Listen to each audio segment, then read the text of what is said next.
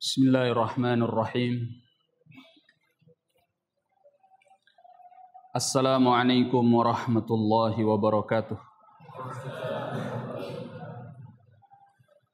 Innal hamdalillah nahmaduhu ta'ala wa nasta'inuhu wa nastaghfiruh wa na'udzu billahi min shururi anfusina wa sayyiati a'malina. من يهده الله فلا مضل له ومن يضلله فلا هادي له أشهد أن لا إله إلا الله وحده لا شريك له وأشهد أن محمدا عبده ورسوله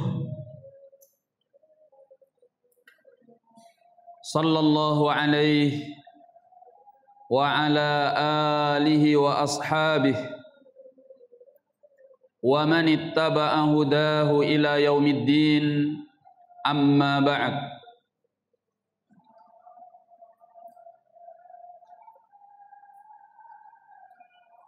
يا أيها الذين آمنوا اتقوا الله حق تقاته ولا تموتن إلا وأنتم مسلمون. يا أيها الذين آمنوا اتقوا الله وقولوا قولا سديدا يصلح لكم أعمالكم ويغفر لكم ذنوبكم ومن يطع الله ورسوله فقد فاز فوزا عظيما. Ma'syaral muslimin, para jemaah sekalian, kaum muslimin dan kaum muslimat, rahimani wa rahimakumullah. Tak henti-hentinya kita memanjatkan segala puji dan syukur kehadirat Allah Subhanahu wa ta'ala, yang tak henti-hentinya pula melimpahkan segala nikmat dan juga karunia-Nya kepada kita.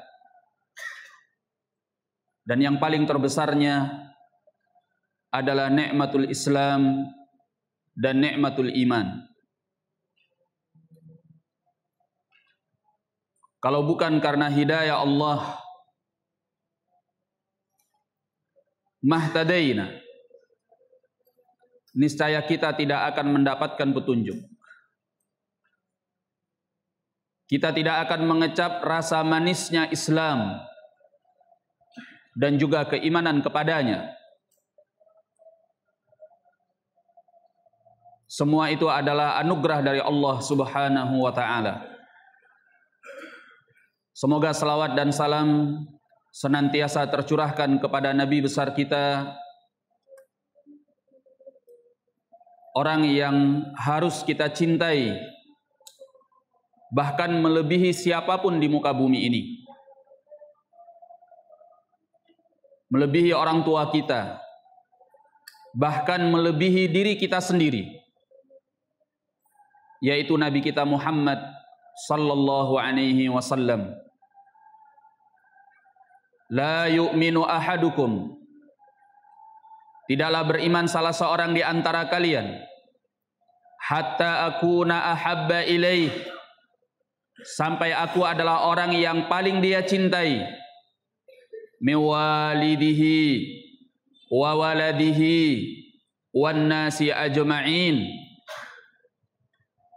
dari orang tuanya, dari anaknya, dan dari seluruh manusia. Seorang tidak dikatakan beriman sampai dia mencintai Rasulullah sallallahu alaihi wasallam melebihi siapapun di muka bumi ini. Umar ibn al-Khattab radhiyallahu anhu pernah menyatakan kepada Nabi alaihi salatu wassalam, "Ya Rasulullah, aku mencintaimu melebihi siapapun, illa min nafsi, kecuali dari diriku sendiri. Maka Nabi sallallahu alaihi wasallam menegaskan kepada Umar ibn al-Khattab, la, tidak boleh ya ibn al-Khattab, hatta akuna ahabba ilaika min nafsik, sampai aku lebih engkau cintai bahkan dari dirimu sendiri. Maka kata Umar ibn al-Khattab radhiyallahu an, anta ahabbu ilayya hatta min nafsi, engkau lebih aku cintai ya Rasulullah bahkan melebihi diriku sendiri. Kemudian Nabi sallallahu alaihi wasallam menyatakan kepada Umar, al-an ya Umar, al-an, sekaranglah waktunya engkau disebut sebagai seorang yang beriman. Semoga salawat dan salam tercurahkan kepada beliau alaihi salatu wassalam, kepada keluarganya, kepada sahabatnya, dan juga orang-orang yang mau mengikuti beliau dengan baik sampai datangnya hari kiamat yang telah ditentukan oleh Allah Subhanahu wa taala. Ma'syarul muslimin, para jemaah sekalian rahimani wa rahimakumullah.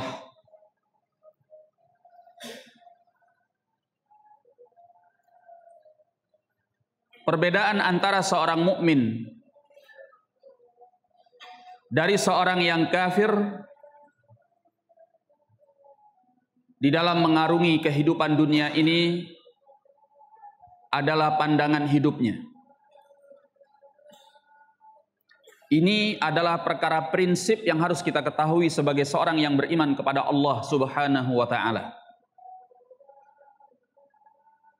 Sehingga di dalam menjalani kehidupan ini kita tidak mencontoh, tidak meniru, tidak mengikuti orang-orang kafir yang memang tidak beriman kepada Allah Subhanahu wa taala. Apa perbedaannya? Perhatikan perbedaannya. Pandangan hidup orang-orang yang kafir, mereka meyakini, mereka sadar atau tidak sadar, mereka melihat kehidupan dunia ini sebagai tempat bersenang-senang, bermain-main, bersantai-santai, seolah-olah tidak ada hal yang lebih penting daripada itu. Itu tujuan hidup mereka. Sehingga inilah akhirnya yang membuat mereka di dalam kehidupan dunia ini tidak mau beriman kepada Allah, tidak mau beribadah kepadanya, tidak mau mendekatkan diri kepadanya. Hidup yang penuh dengan kemaksiatan-kemaksiatan. Karena yang penting bagi mereka adalah bersenang-senang, memuaskan hawa nafsu dan syahwat.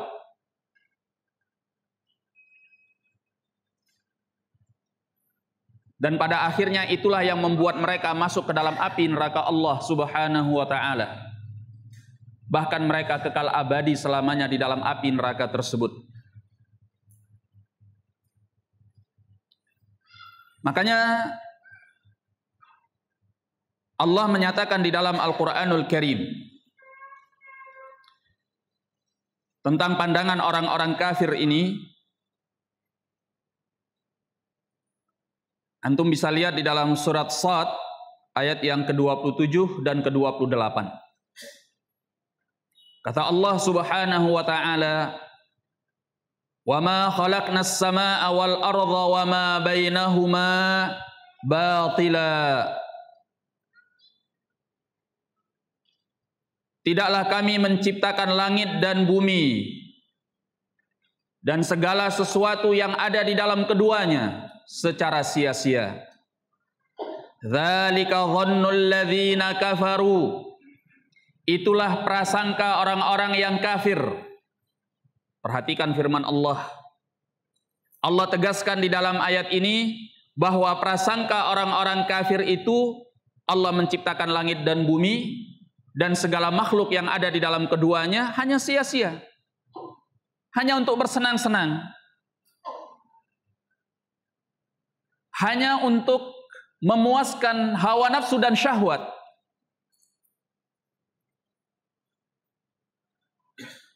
Kata Allah, "Dzalika dhannul ladzina kafaru." Itulah prasangka orang-orang yang kafir. Fawailul lil ladzina kafaru minan nar. Maka kata Allah Subhanahu wa taala, celakalah orang-orang kafir itu karena mereka akan berpulang ke dalam api nerakanya. Kemudian kata Allah, am naj'alul ladzina amanu wa 'amilus solihati kal mufsidina fil ard am naj'alul muttaqina kal fujjar. Apakah kami akan menjadikan orang-orang yang beriman tersebut dan juga melaksanakan amalan-amalan yang saleh laksana orang-orang yang berbuat kerusakan di muka bumi, ataukah kami akan menjadikan orang-orang yang bertakwa laksana orang-orang yang selalu berbuat kejahatan? Maka dari dua ayat ini kita tahu beda pandangan hidup orang-orang yang bertakwa kepada Allah dengan orang-orang kafir yang jahat, yang memang tempatnya di dalam api neraka Allah di hari kiamat kelak. Mereka menyangka bahwa kehidupan dunia ini hanya sia-sia, bersenang-senang, memuaskan syahwat dan hawa nafsu, tidak mau beribadah kepada Allah.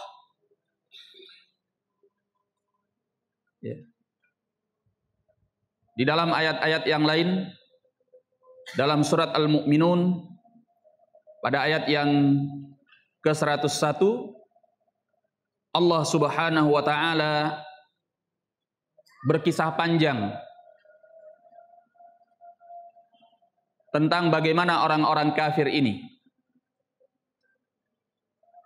Pada ayat 101 dari surat Al-Mu'minun dan ayat-ayat yang berikutnya, Allah mengatakan, fa idza nufikha fis-sur, dan apabila telah dihembuskan trompet sangkakala, dibangkitkannya manusia dan datangnya hari kiamat, fala ansaba bainahum yauma idzin wala yatasaalun, maka tidak ada hubungan nasab di antara mereka pada hari itu dan mereka tidak akan saling bertanya. Faman thaqulat mawazinuh, barang siapa yang berat timbangan-timbangan kebaikannya, faulaika humul muflihun, Allah tegaskan maka mereka itulah orang-orang yang beruntung. Wa man khaffat mawazinuh, dan barang siapa yang ringan timbangan-timbangan kebaikannya, karena mereka berpaling dari Allah, karena mereka menganggap kehidupan ini hanya perkara sia-sia, bermain-main, bersenang-senang, hanya memuaskan syahwat dan hawa nafsu, sehingga menjauhkan mereka dari ibadah kepada Allah dan beramal dengan amalan yang saleh. Maka kata Allah, faulaikal ladzina khasiru anfusahum, mereka itulah orang-orang yang merugi diri-diri mereka. Fi jahannama khalidun, dan mereka itu akan kekal di dalam api neraka Allah Subhanahu wa taala. Ini Allah berkisah tentang orang-orang kafir yang mereka berpaling dari kebaikan, tidak mau beriman kepada Allah, dan tentunya tidak akan beramal dengan amalan saleh. Apa kata Allah? Talfahu wujuhahumun nar wa hum fiha kalihun. Wajah-wajah mereka akan dibakar oleh api neraka Allah dalam kondisi mereka akan bermuka masam di dalamnya. Kata Allah, alam takun ayati tutla alaikum fakuntum biha tukadzibun. Bukankah ketika di dalam kehidupan dunia ayat-ayatku dibacakan atas kalian dan kalian mendustakannya? Apa kata mereka? Qalu rabbana ghalabat alaina syiqwatuna wa kunna qauman dhalin. Kata mereka, wahai Tuhan pencipta kami, yang telah menguasai kami adalah kecelakaan kami. Kami memang orang-orang yang tidak tahu untung. Kami adalah orang-orang yang memang binasa. Kerusakan kami yang telah menguasai diri kami. Wa kunna qauman dhalin. Dan memang kami dahulu dalam kehidupan dunia adalah orang-orang yang sesat. Mereka akui itu di hadapan Allah Subhanahu wa taala. Lalu apa kata mereka? Rabbana akhrijna minha. Wahai Tuhan pencipta kami, keluarkan kami dari api neraka-Mu. Mereka minta dikeluarkan dari api neraka. Tapi ini percuma. Karena mereka tidak akan pernah keluar dari api neraka Allah, tempat mereka kekal di dalamnya selama-lamanya. Lalu kata mereka, fa in udna fa inna zalimun. Kalau kami engkau kembalikan di dalam kehidupan dunia dan kami kembali ingkar kepadamu di dalam kehidupan itu, maka sungguhnya kami adalah orang-orang zalim. Jadi mereka menyesal, ya, bahwa mereka ketika di dalam kehidupan dunia ini menyia-nyiakan waktu, ingkar kepada Allah, tidak mau beribadah kepadanya dan mendekatkan diri kepadanya. Tapi penyesalan itu datangnya terlambat ketika mereka sudah berada di dalam api neraka. Ibarat nasi sudah menjadi bubur. Nasi yang sudah menjadi bubur tidak mungkin diubah kembali untuk menjadi nasi. Iya kan? Tapi masih mending nasi yang sudah menjadi bubur dikasih gula, enak jadi bubur manis. Dikasih ayam jadi bubur ayam. Ya. Tapi kalau orang-orang yang menyesal di hadapan Allah ketika mereka sudah berada di dalam api neraka, maka tidak akan ada gunanya, tidak ada manfaatnya. Penyesalan yang terlambat, tidak ada yang bisa diperbaiki. Tapi itulah yang mereka akan lakukan di hadapan Allah di dalam api neraka tersebut. Apa kata Allah kepada mereka? Qala sa'u fiha. Kata Allah, tinggallah kalian di dalamnya dalam keadaan hina. Wala tukallimun. Jangan pernah kalian mengajakku berbicara, kata Allah.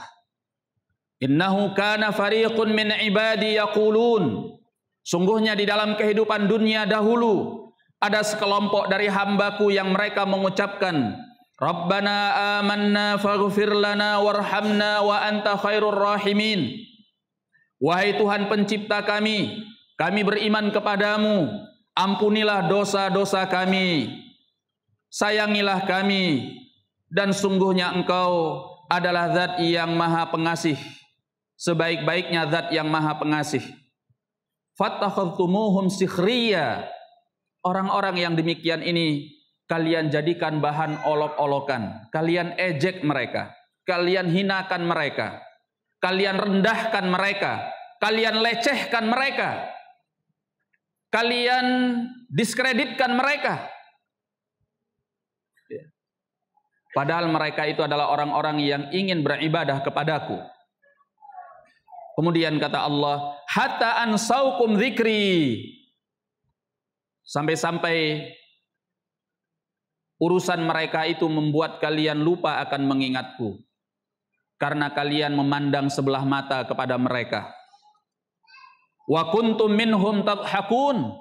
Dan kalian mentertawakan orang-orang yang ingin dekat kepadaku. Ya, diejek, dihina, dilecehkan, ditertawakan oleh orang-orang kafir ini. Tapi mereka akan tahu akibatnya di hadapan Allah Subhanahu wa taala. Makanya kalau kita sekarang dilecehkan oleh orang-orang yang ingkar kepada Allah, ya sabar aja. Ya. Suatu saat dia akan tahu nantinya. Ketika dia sudah berada di hadapan Allah di dalam api nerakanya, dia akan mendapatkan penyesalan yang luar biasa. Ya. Kalau hari ini mereka yang mentertawakan kita karena kita berpegang kepada agama Allah, di hari kiamat mereka yang akan kita tertawakan di hadapan Allah Subhanahu wa taala. Ketika orang-orang yang beriman masuk ke dalam surga, ya, dan mereka melihat kepada kondisi yang mengerikan dari para penduduk api neraka yang disiksa oleh Allah Subhanahu wa taala. Qala, kata Allah, inni jazaituhumul yauma bima sabaru. Aku membalas mereka pada hari ini dengan apa yang mereka telah sabar. Wa annahum humul faizun, dan mereka itulah orang-orang yang menang. Qala, kata Allah, kam labithtum fil ardi adada sinin. Berapa lama, berapa tahun kalian tinggal di muka bumi? Perhatikan ini, supaya kita tahu akan hakikat kehidupan dunia. Berapa lama kalian tinggal di muka bumi? Qalu labithna yauman aw ba'dha yaum. Kata orang-orang kafir itu, kami tinggal di muka bumi hanya 1 hari atau setengah hari. Jadi ketika mereka sudah sampai nanti di hari kiamat, ya, ketika mereka telah menyaksikan betapa ngerinya siksa yang dipersiapkan oleh Allah bagi orang-orang yang ingkar kepadanya, mereka lupa bahwa mereka hidup di dunia ini sudah sekian tahun, diberikan waktu dan umur oleh Allah Subhanahu wa taala. Mereka hanya merasa sebentar sekali di dunia ini. Sampai kata mereka, kami tinggal di dunia hanya 1 hari atau setengah hari. Ya bagaimana tidak? Yaumul hisab, pada hari kiamat, hari perhitungan amal, seorang bisa tinggal di 1 harinya seperti 50.000 tahun. Ya. Atau dalam sebagian ayat disebutkan seperti 1000 tahun. Ya, berapalah umur kita yang 60 sampai 70 tahun kalau dibandingkan dengan 50.000 tahun tadi.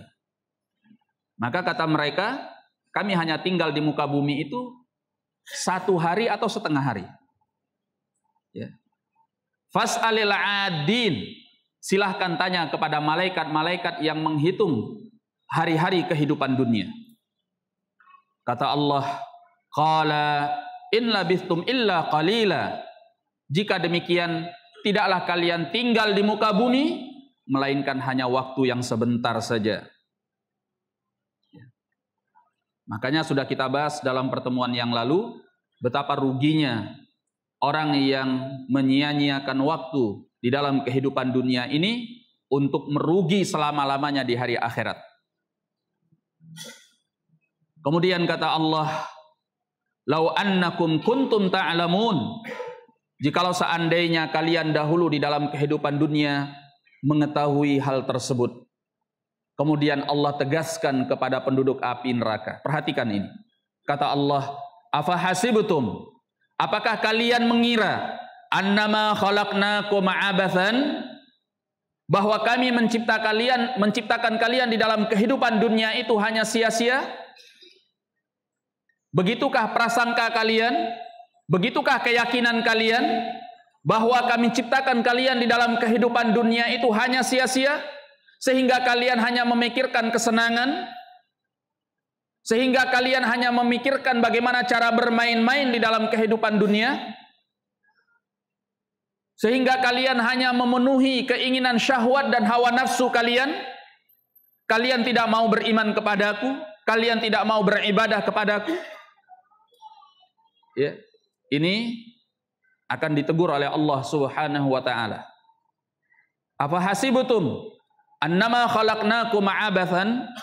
Apakah kalian mengira kami menciptakan kalian dalam keadaan sia-sia? Tidak ada syariat yang mengatur kalian, tidak ada perintah dan larangan yang meluruskan kalian. Wa annakum ilaina la turja'un. Apakah kalian mengira bahwa kalian tidak akan dipulangkan kepada kami? Maka kata Allah, fata'alallahul malikul haq. Maka maha tinggi, maha suci Allah Al-Malik, yang maha menguasai segalanya, Al-Haq, yang maha benar. La ilaha illa huwa rabbul arsyil karim.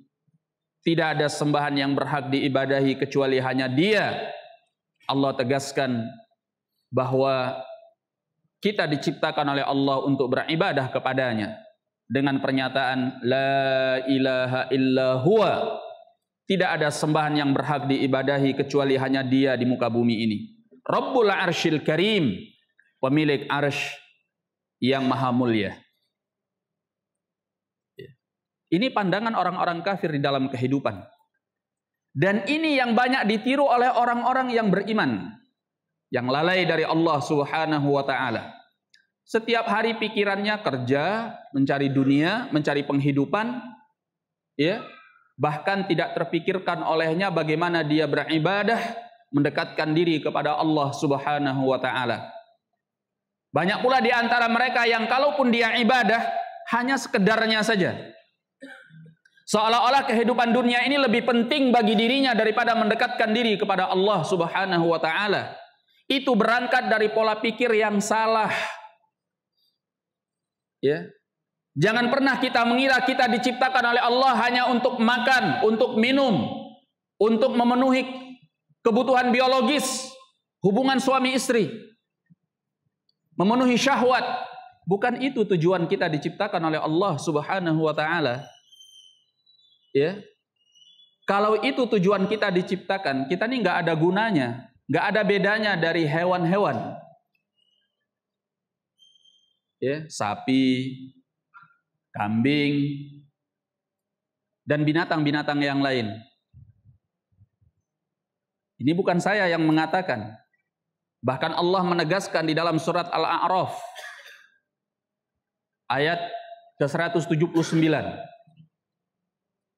Allah menyatakan walaqad dzara'na li jahannama katsiran minal jinni wal ins. Sungguh kami telah persiapkan bagi neraka jahanam itu kebanyakan manusia dan jin. Manusia dan jin yang seperti apa yang Allah persiapkan untuk neraka jahanam? Lahum qulubun la yafqahuna biha. Mereka punya hati, tetapi mereka tidak gunakan hati itu untuk memahami agama Allah Subhanahu wa ta'ala. Walahum adhanun la yasma'una biha. Mereka punya pendengaran, tetapi mereka tidak gunakan pendengaran itu untuk mendengarkan kebenaran yang ada di dalam agama Allah Subhanahu wa ta'ala. Walahum a'yunun la yubsiruna biha. Mereka mempunyai mata, tapi mereka tidak gunakan mata mereka untuk melihat kebenaran di dalam agama Allah Subhanahu wa ta'ala. Enggak mau ibadah kepada Allah dan mendekatkan diri kepadanya. Maka disinilah kemudian Allah tegaskan mereka ini. Kata Allah, ulaika kal an'am. Mereka itu kata Allah laksana hewan-hewan ternak. Biasanya di dalam nas Al-Quran ataupun sunnah, kalau disebutkan al-an'am, itu hanya biasanya yang dimaksudkan 3 hewan. 3 jenis hewan. Onta, sapi, dan kambing. Ya. Ulaika kal an'am. Kata Allah, mereka itu seperti hewan-hewan ternak. Apa bedanya mereka dari hewan? Kalau cuma untuk makan, cuma untuk minum, cuma untuk memenuhi kebutuhan biologis. Setiap hari yang dipikirkan bagaimana dia mencari duit, kemudian duitnya untuk makan, untuk minum, bangun rumah, semua tentang segala urusan dunia. Apa bedanya dia dengan hewan? Maka kata Allah, ulaika kal an'am. Mereka itu laksana hewan ternak, balhum adhal. Yang lebih parahnya lagi, mereka itu lebih sesat daripada hewan ternak. Hewan ternak itu walaupun dia hewan, mereka punya punya cara zikir tersendiri kepada Allah. Mereka tidak pernah bermaksiat kepada Allah Subhanahu wa taala. Ya. Setiap apa yang ada di muka bumi ini bertasbih kepada Allah Subhanahu wa taala. Tetapi kita yang tidak mengerti bagaimana cara mereka bertasbih. Ya. Maka kata Allah, ulaika kal an'am bal hum adhal. Bahkan mereka lebih sesat daripada hewan ternak tersebut. Ulaika humul ghafilun. Mereka itu adalah orang-orang yang lalai dari Allah Subhanahu wa taala. Maka pola pikir ini yang harus kita rubah. Banyak orang-orang yang tersesat di dalam hidupnya karena dia tidak tahu apa tujuan hidupnya. Anda hidup untuk apa? Untuk makan, untuk minum, untuk beristri, untuk hanya sekedar mendapatkan jabatan, kedudukan, pengaruh, atau untuk apa Anda hidup? Kalau hanya seputar perihal dunia Anda hidup, apa bedanya Anda dari hewan? Di mana letaknya kemuliaan Anda sebagai seorang manusia? Ini yang harus kita sadari.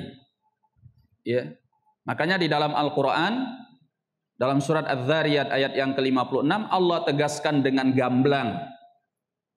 Wa ma khalaqtul jinna wal insa illa liya'budun. Tidaklah aku ciptakan manusia dan jin, kata Allah, melainkan tujuannya agar mereka beribadah kepadaku. Ya. Segala perihal dunia itu hanya sarana, fasilitas. Anda makan, Anda minum, Anda melakukan hubungan biologis, dan lain sebagainya itu, tujuannya hanya satu, supaya Anda lebih bisa mendekatkan diri kepada Allah Subhanahu wa ta'ala. Maka kehidupan dunia ini bagi seorang mukmin tidak pernah menjadi prioritas. Kehidupan ini selalu sebagai nomor 2. Karena tujuan utamanya adalah beribadah kepada Allah Subhanahu wa ta'ala. Kalau sekarang kan enggak, kebalik. Yang menjadi prioritas adalah dunia, agama nomor 2. Urusan akhirat nomor 2, nomor sekian. Kalau ada urusan agama yang berbenturan dengan urusan dunianya, mesti agama yang selalu dikalahkan. Nantilah, yang penting urusan dunianya dulu. Ini berangkat dari pola pikir yang salah. Kalau kita memang meyakini bahwa tujuan hidup kita untuk beribadah kepada Allah, maka ini harus menjadi nomor 1. Ya. Adapun kehidupan dunia ini hanya fasilitas, sarana yang memudahkan kita untuk mendekat kepada Allah Subhanahu wa ta'ala. Jangan seperti orang-orang kafir yang telah Allah kisahkan di dalam ayat-ayat Al-Quran yang sudah kita bacakan tadi. Kalau mereka memang itulah pandangan mereka terhadap kehidupan.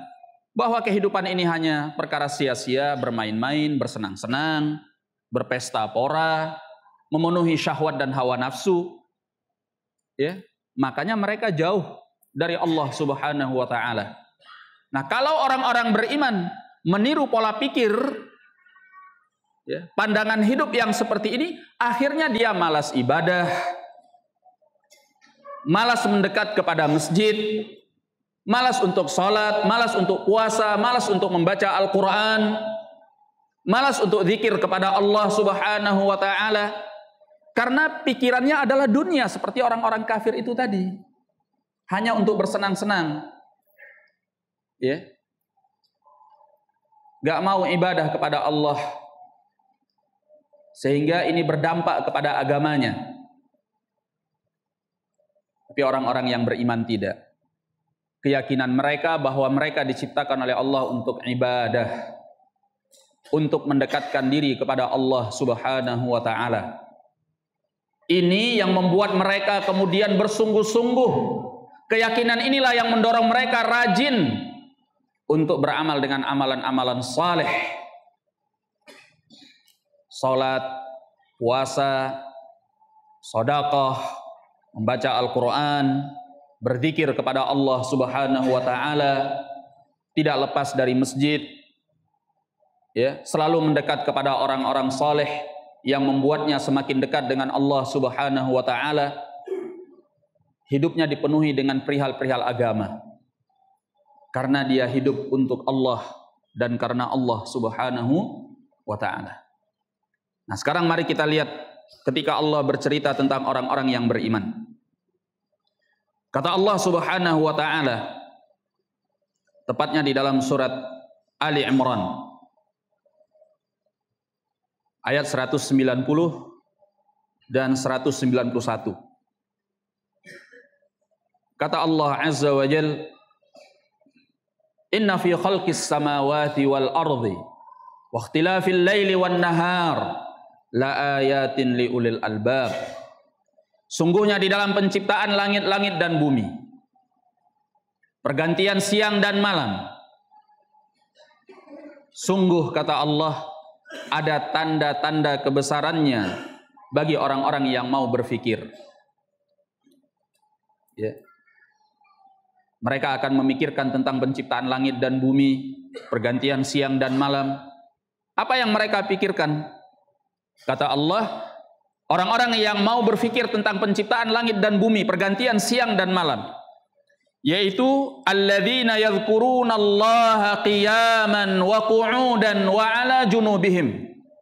Mereka adalah orang-orang yang selalu mengingat Allah, baik dalam keadaan mereka berdiri, atau dalam keadaan mereka duduk, atau dalam keadaan mereka berbaring.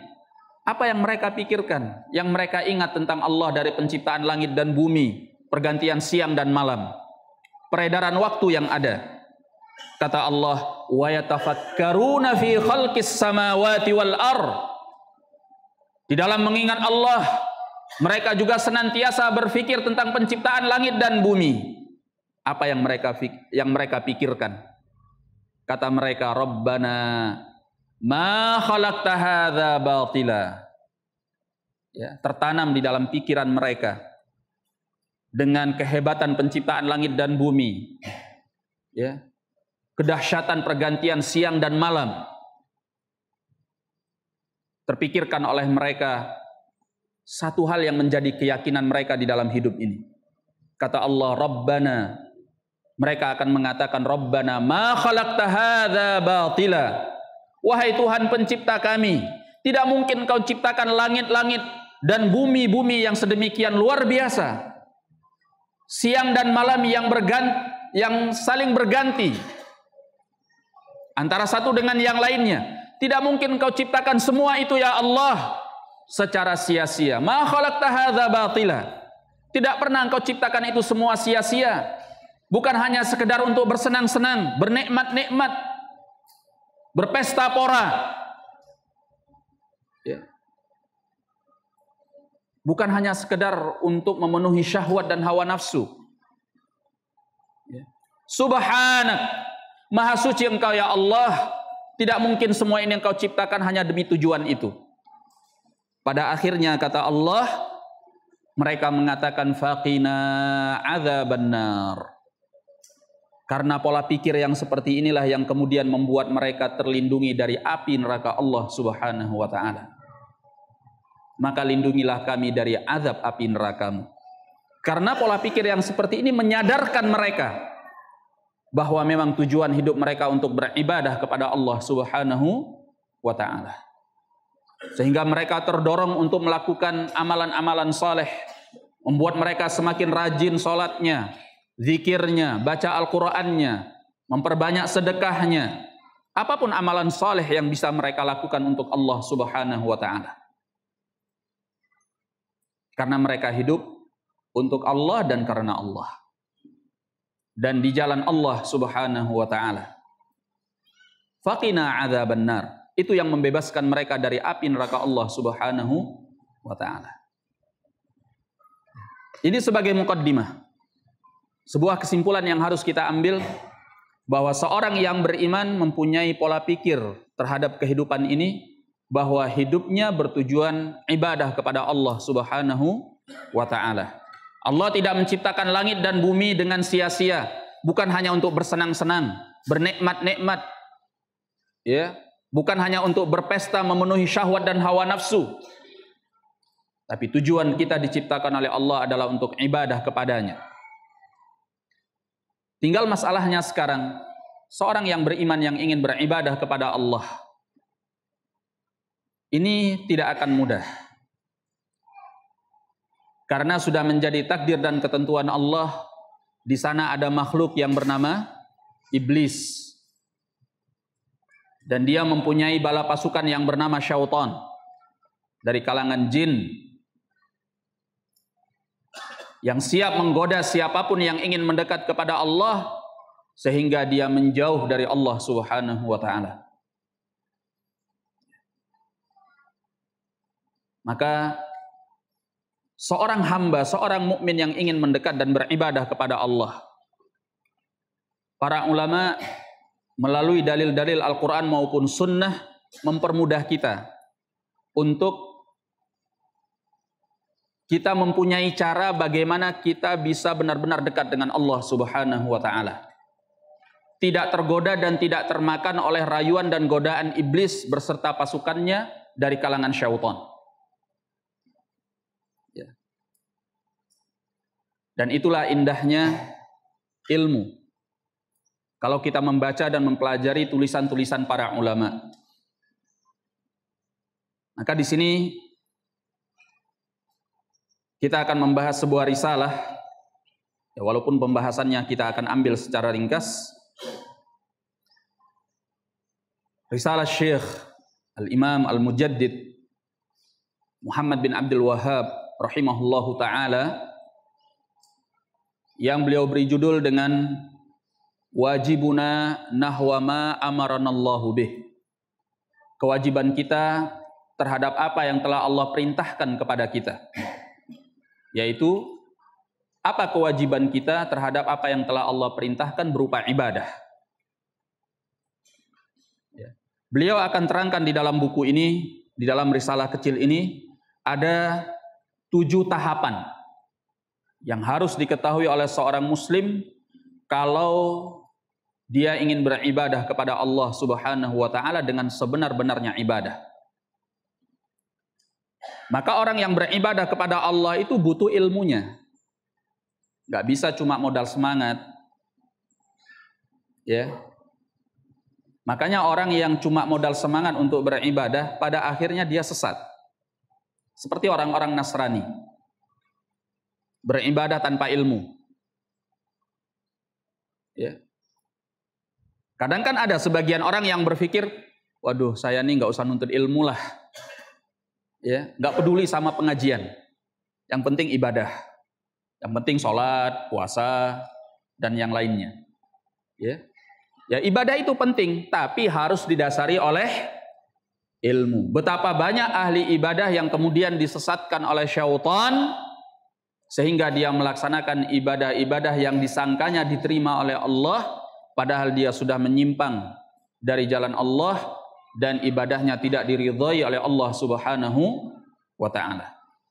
Nah, 7 hal ini akan mempermudah kita. Seperti apa sih ibadah yang diterima oleh Allah? Seperti apa ibadah yang membuat kita semakin dekat dengan Allah Subhanahu wa ta'ala? Apa kewajiban kita kalau kita diperintah oleh Allah dengan sebuah ibadah? Kata beliau rahimahullahu ta'ala di dalam awal risalahnya, idza amarallahu al-'abda bi amrin. Apabila Allah Subhanahu wa taala memerintahkan seorang hamba dengan sebuah perintah, wajaba alaihi fihi sab'u maratib. Maka wajib atasnya 7 tahapan di dalam perintah itu, di dalam melaksanakan perintah itu. Apa saja 7 tahapan tersebut? Al-ula, tahapan yang pertama kata beliau, al-ilmu bihi. Harus dia berilmu tentangnya. Kalau Anda mau ibadah dan Anda diperintah oleh Allah Subhanahu wa taala, hal pertama yang harus Anda lakukan adalah mengilmui ibadah tersebut. Wathaniyah, yang kedua kata beliau akan jelaskan dulu secara global, kemudian beliau akan memperincinya secara lebih detail. Yang kedua, mahabbatuhu, mencintainya. Mencintai apa yang sudah kita pelajari.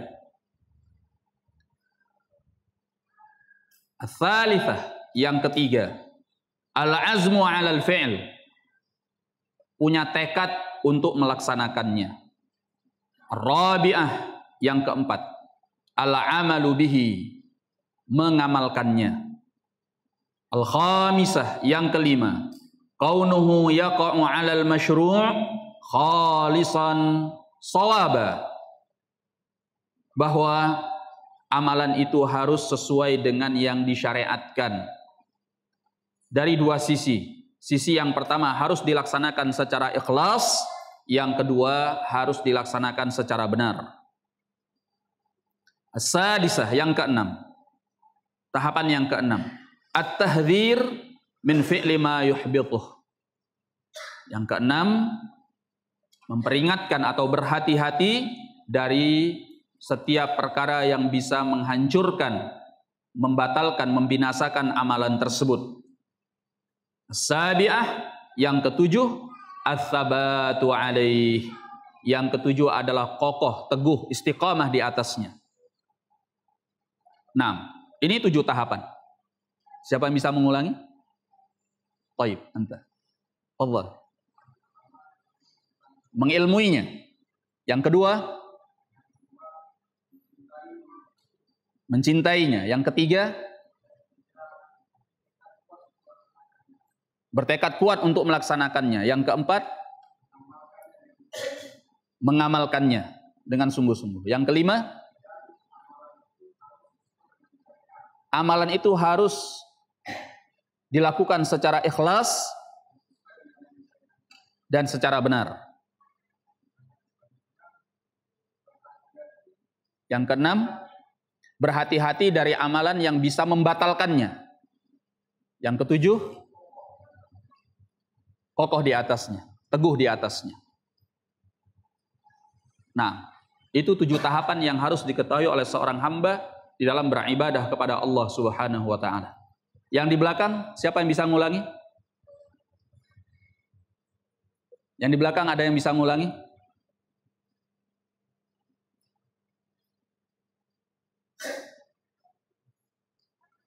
Itu yang sandar di pintu kaca. Fadhal ya akhi. Yang pertama, antum ya antum. Hah? Ikhlas. Langsung lompat ya. Bisa enggak?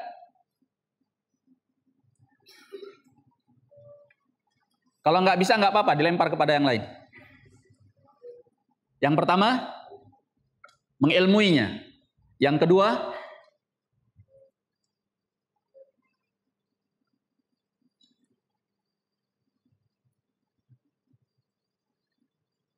yang di belakang, siapa yang bantu?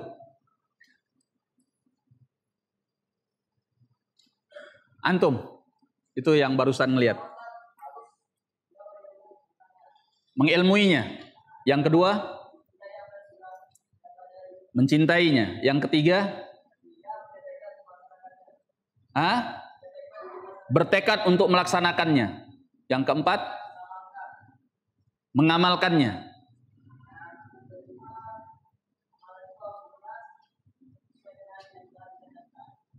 Yang kelima, harus dilakukan secara ikhlas dan benar. Yang keenam, berhati-hati dari setiap perkara yang bisa membatalkannya. Yang ketujuh, istiqamah di atasnya. Gampang kan? Tapi 7 hal ini, apabila kita bisa menggapainya, maka agama kita akan baik. Ya, maka kita akan bisa beribadah kepada Allah dengan sebenar-benarnya ibadah. Tanpa mempunyai 7 hal ini, kita akan terombang-ambing di dalam kesesatan. Kita akan menjauh dari Allah Subhanahu wa ta'ala. Ya. Kita mulai dengan hal yang pertama. Kata beliau rahimahullahu ta'ala, al-martabatul ula al-ilmu bihi. Tahapan yang pertama adalah mengilmuinya. Idza arafal insanu, apabila seorang manusia, seorang hamba telah mengetahui annallaha amara bit tauhid wa naha 'anil syirik, bahwasanya Allah telah memerintahkan untuk menegakkan tauhid dan Allah melarang dari perbuatan syirik. Aw arafa annallaha ahallal bai'a wa harrama riba, atau dia mengetahui bahwasanya Allah telah menghalalkan jual beli dan mengharamkan riba. Aw arafa, atau dia mengetahui annallaha harrama akla malil yatim wa ahalla li walihi ay ya'kula bil ma'ruf in kana faqiran wajaba alaihi ay ya'lamal ma'mura bihi wa yas'ala anhu ila ay ya'rifah wa ya'lamal manhiya anhu wa yas'ala anhu ila ay ya'rifah. Kata beliau, kalau dia mengetahui hal-hal tersebut, maka wajib atasnya untuk dia mempelajari hal yang diperintahkan kepadanya itu dan bertanya tentangnya sampai dia menguasainya. Dan dia mempelajari hal-hal yang dilarang kepadanya dan dia bertanya tentangnya sampai dia benar-benar menguasainya. Wa antabir dzalika bil mas'alatil ula. Silahkan ambil pelajaran tentang hal itu dengan masalah yang pertama. Wahiyya mas'alatut tauhid, yaitu masalah bertauhid, wasyirk, dan larangan dari perbuatan syirik. Kata beliau, aktsarun nas, kebanyakan manusia, kata beliau, alima anna tauhid haq, dia mengetahui bahwa tauhid itu adalah benar, wasyirka batil, dan syirik itu adalah batil, walakin a'radha anhu walam yas'al, tetapi dia berpaling dari hal tersebut dan tidak mau bertanya. Ya. Perintah yang paling besar, kewajiban yang paling besar dan nomor satu di dalam Islam, apa itu? Bertauhid. Dan larangan yang paling dimurka oleh Allah, yang Allah tidak pernah mengampuni pelakunya, apa larangan itu? Syirik kepada Allah subhanahu wa ta'ala. Pertanyaannya sekarang, apakah kita sudah benar-benar mengetahui apa itu tauhid dan apa itu syirik? Jangan sampai kita mengatakan bahwa diri kita muwahhid padahal kita tidak mengerti tauhid, tanpa kita menyangka bahwa kita sudah jatuh ke dalam perbuatan syirik. Ya. Jangan sampai kita menyangka bahwa diri kita terjauh dari perbuatan syirik padahal kita sudah berada di dalamnya karena kita tidak mengerti apa itu syirik. Ya. Dan ini bukan masalah yang sederhana. Bahkan kata beliau rahimahullah di dalam sebagian risalah beliau yang lain, di dalam Al-Usulus Sittah, bahwa orang yang tersesat di dalam masalah tauhid dan syirik ini adalah azkiyaul alam, bukan orang-orang bodoh di alam ini. Yang tersesat di dalam masalah ini bukan tukang becak, bukan hanya tukang becak, bukan hanya cleaning service, ya, bukan hanya orang yang mungkin dianggap rendah gitu, orang tidak berpendidikan. Tapi yang mencengangkan dan yang mengherankan, kata beliau, bahwa yang tersesat di dalam masalah tauhid dan syirik ini azkiyaul alam, adalah orang-orang cerdas, orang-orang jenius di alam ini, orang-orang pintar. Ya. Jangan menganggap sepele masalah tauhid dan syirik. Bahkan Nabi SAW mendidik para sahabatnya selama 23 tahun, mulai dari awal dakwahnya sampai beliau meninggal dunia. Ya. Ketika beliau di awal dakwah, saat beliau mengumpulkan kaumnya, bangsa Quraisy, beliau mengajak kepada tauhid. Beliau mengatakan, qulu la ilaha illallah tuflihu. Ucapkan oleh kalian la ilaha illallah, niscaya kalian akan beruntung. Beliau lanjutkan dakwah ini selama 13 tahun di kota Mekah, 10 tahun di kota Madinah, mengajarkan tauhid, menanamkan tauhid, melarang daripada syirik. Sedikit saja sahabatnya tersalah dalam hal ini langsung ditegur oleh beliau. Tidak pakai ditunda. Ada seorang yang mengatakan kepada beliau di hadapan beliau, "Masya Allah wa syi'at." Allah berkehendak dan engkau pun berkehendak. Apa kata Nabi? "Aja'altani lillahi niddan?" Apakah engkau ini ingin menjadikan aku sebagai tandingan bagi Allah? Qul ma syaa Allah wahdah. Ucapkan bahwa hanya Allah saja yang berkehendak. Ya. Nabi tidak akan membiarkan sahabatnya sedikit pun tersalah dalam perkara tauhid dan jatuh ke dalam perbuatan syirik, meskipun itu adalah syirik yang kecil sekalipun. Karena sekecil-kecilnya perbuatan syirik, dia jauh lebih besar dari kemaksiatan yang paling besar. Dia jauh lebih besar dosanya daripada dosa-dosa besar dari kemaksiatan kepada Allah Subhanahu wa ta'ala. Syirik kecil itu lebih besar dosanya dari berbuat zina. Lebih besar dosanya dari meminum khamr. Lebih besar dosanya dari orang yang mencuri, orang yang merampok, orang yang membunuh. Dari orang yang durhaka kepada orang tuanya. Lebih besar dosa syirik yang kecil. Sebesar-besar dosa kemaksiatan, maka dia kecil nilainya dibandingkan syirik yang kecil. Kenapa? Ada yang tahu kenapa sebabnya? Kenapa sebabnya, akhi? Kenapa dosa syirik yang kecil itu jauh lebih besar dibandingkan kemaksiatan yang merupakan dosa besar? Semacam yang telah kita sebutkan tadi. Nah, itu makanya kita penting kan belajar. Sehingga dikatakan oleh sebagian sahabat, kalau saya tidak salah adalah Abdullah bin Mas'ud radhiyallahu an, la an ahlifa kadziban ahabbu ilayya min an ahlifa bi ghairillah. Kalau seandainya aku berdusta dalam sumpah, itu lebih aku senangi daripada aku bersumpah dengan nama yang selain Allah Subhanahu wa ta'ala. Karena sumpah dusta itu maksiat. Iya kan? Itu lebih ringan daripada sumpah dengan nama selain Allah, karena itu adalah perbuatan syirik yang kecil. Dia dikatakan kecil bukan karena dosanya kecil. Syirik kecil ini dikatakan kecil karena bila dibandingkan dengan syirik yang besar. Kalau syirik yang besar kan mengeluarkan dari Islam, membatalkan keimanan. Ya. Tapi dosanya syirik kecil ini lebih besar daripada dosa kemaksiatan yang merupakan dosa besar.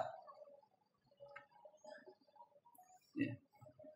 Kenapa dosa syirik yang kecil ini menjadi lebih besar daripada dosa kemaksiatan? Karena syirik yang kecil yang dilanggar padanya adalah hak Allah Subhanahu wa ta'ala. Yang Anda durhakai, yang langsung Anda terjang, Anda langgar, Anda lecehkan adalah hak Allah. Kalau kemaksiatan-kemaksiatan tadi, yang Anda langgar, yang Anda lecehkan adalah haknya hamba, haknya makhluk. Mana yang lebih besar, hak Allah atau hak makhluk? Hak Allah. Ya. Maka seorang harus mempelajari tentang tauhid dan syirik. Sekarang banyak orang yang kalau pengajian itu tentang akhlak, ya, tentang muamalah, tentang politik, ya, dan yang semacam itu, wah semangat ngajinya, masya Allah, ya, sampai masjidnya itu penuh, meluap-luap, nggak nampung gitu, ya, sampai panitia itu harus sewa tenda kan, banyak yang ngaji. Ya. Bahkan ikhwan-ikhwan kita pun banyak yang seperti itu. Tapi kalau pembahasannya tentang babut tauhid, tentang masalah bahayanya syirik, apa itu tauhid, apa itu syirik, yang ngaji sedikit. Apalagi pembahasan-pembahasan yang seperti ini sering sekali dikajikan di dalam kajian rutin gitu. Yang ngaji males. Padahal ini lebih penting. Ini melebihi pembahasan-pembahasan yang lain. Ini pokok pertama di dalam Islam yang harus diketahui oleh setiap hamba, yang harus diilmui. Wajib hukumnya. Ya. Sehingga kita jangan meremehkan masalah ini. Nabi Ibrahim, kita tahu siapa Nabi Ibrahim? Beliau adalah Khalilullah, manusia terkasih pilihan Allah Subhanahu wa ta'ala. Tidak ada yang mempunyai gelar ini di muka bumi kecuali hanya dua orang. Nabi Ibrahim dan Nabi kita Muhammad alaihi wassalatu wassalam. Beliau adalah Khalilullah. Yang kedua, beliau adalah Abul Anbiya, bapaknya para nabi. Juga beliau dikenal sebagai Imamul Muwahhidin, imamnya ahli tauhid. Tapi beliau tidak pernah meremehkan tentang masalah tauhid dan bahaya syirik. Sehingga salah satu doa yang beliau panjatkan kepada Allah Subhanahu wa ta'ala, karena kekhawatiran beliau yang besar terkena oleh perbuatan syirik, dan demikian pula anak cucunya, beliau mengatakan kepada Allah di dalam surat Ibrahim, wa junubni wa baniya an na'budal asnam. Ya Allah, jauhkan aku dan anak keturunanku dari mengibadahi berhala. Kalau dipikir-pikir, mana mungkin Nabi Ibrahim mengibadahi berhala? Iya kan? Beliau adalah Khalilullah, Abul Anbiya, Imamul Muwahhidin.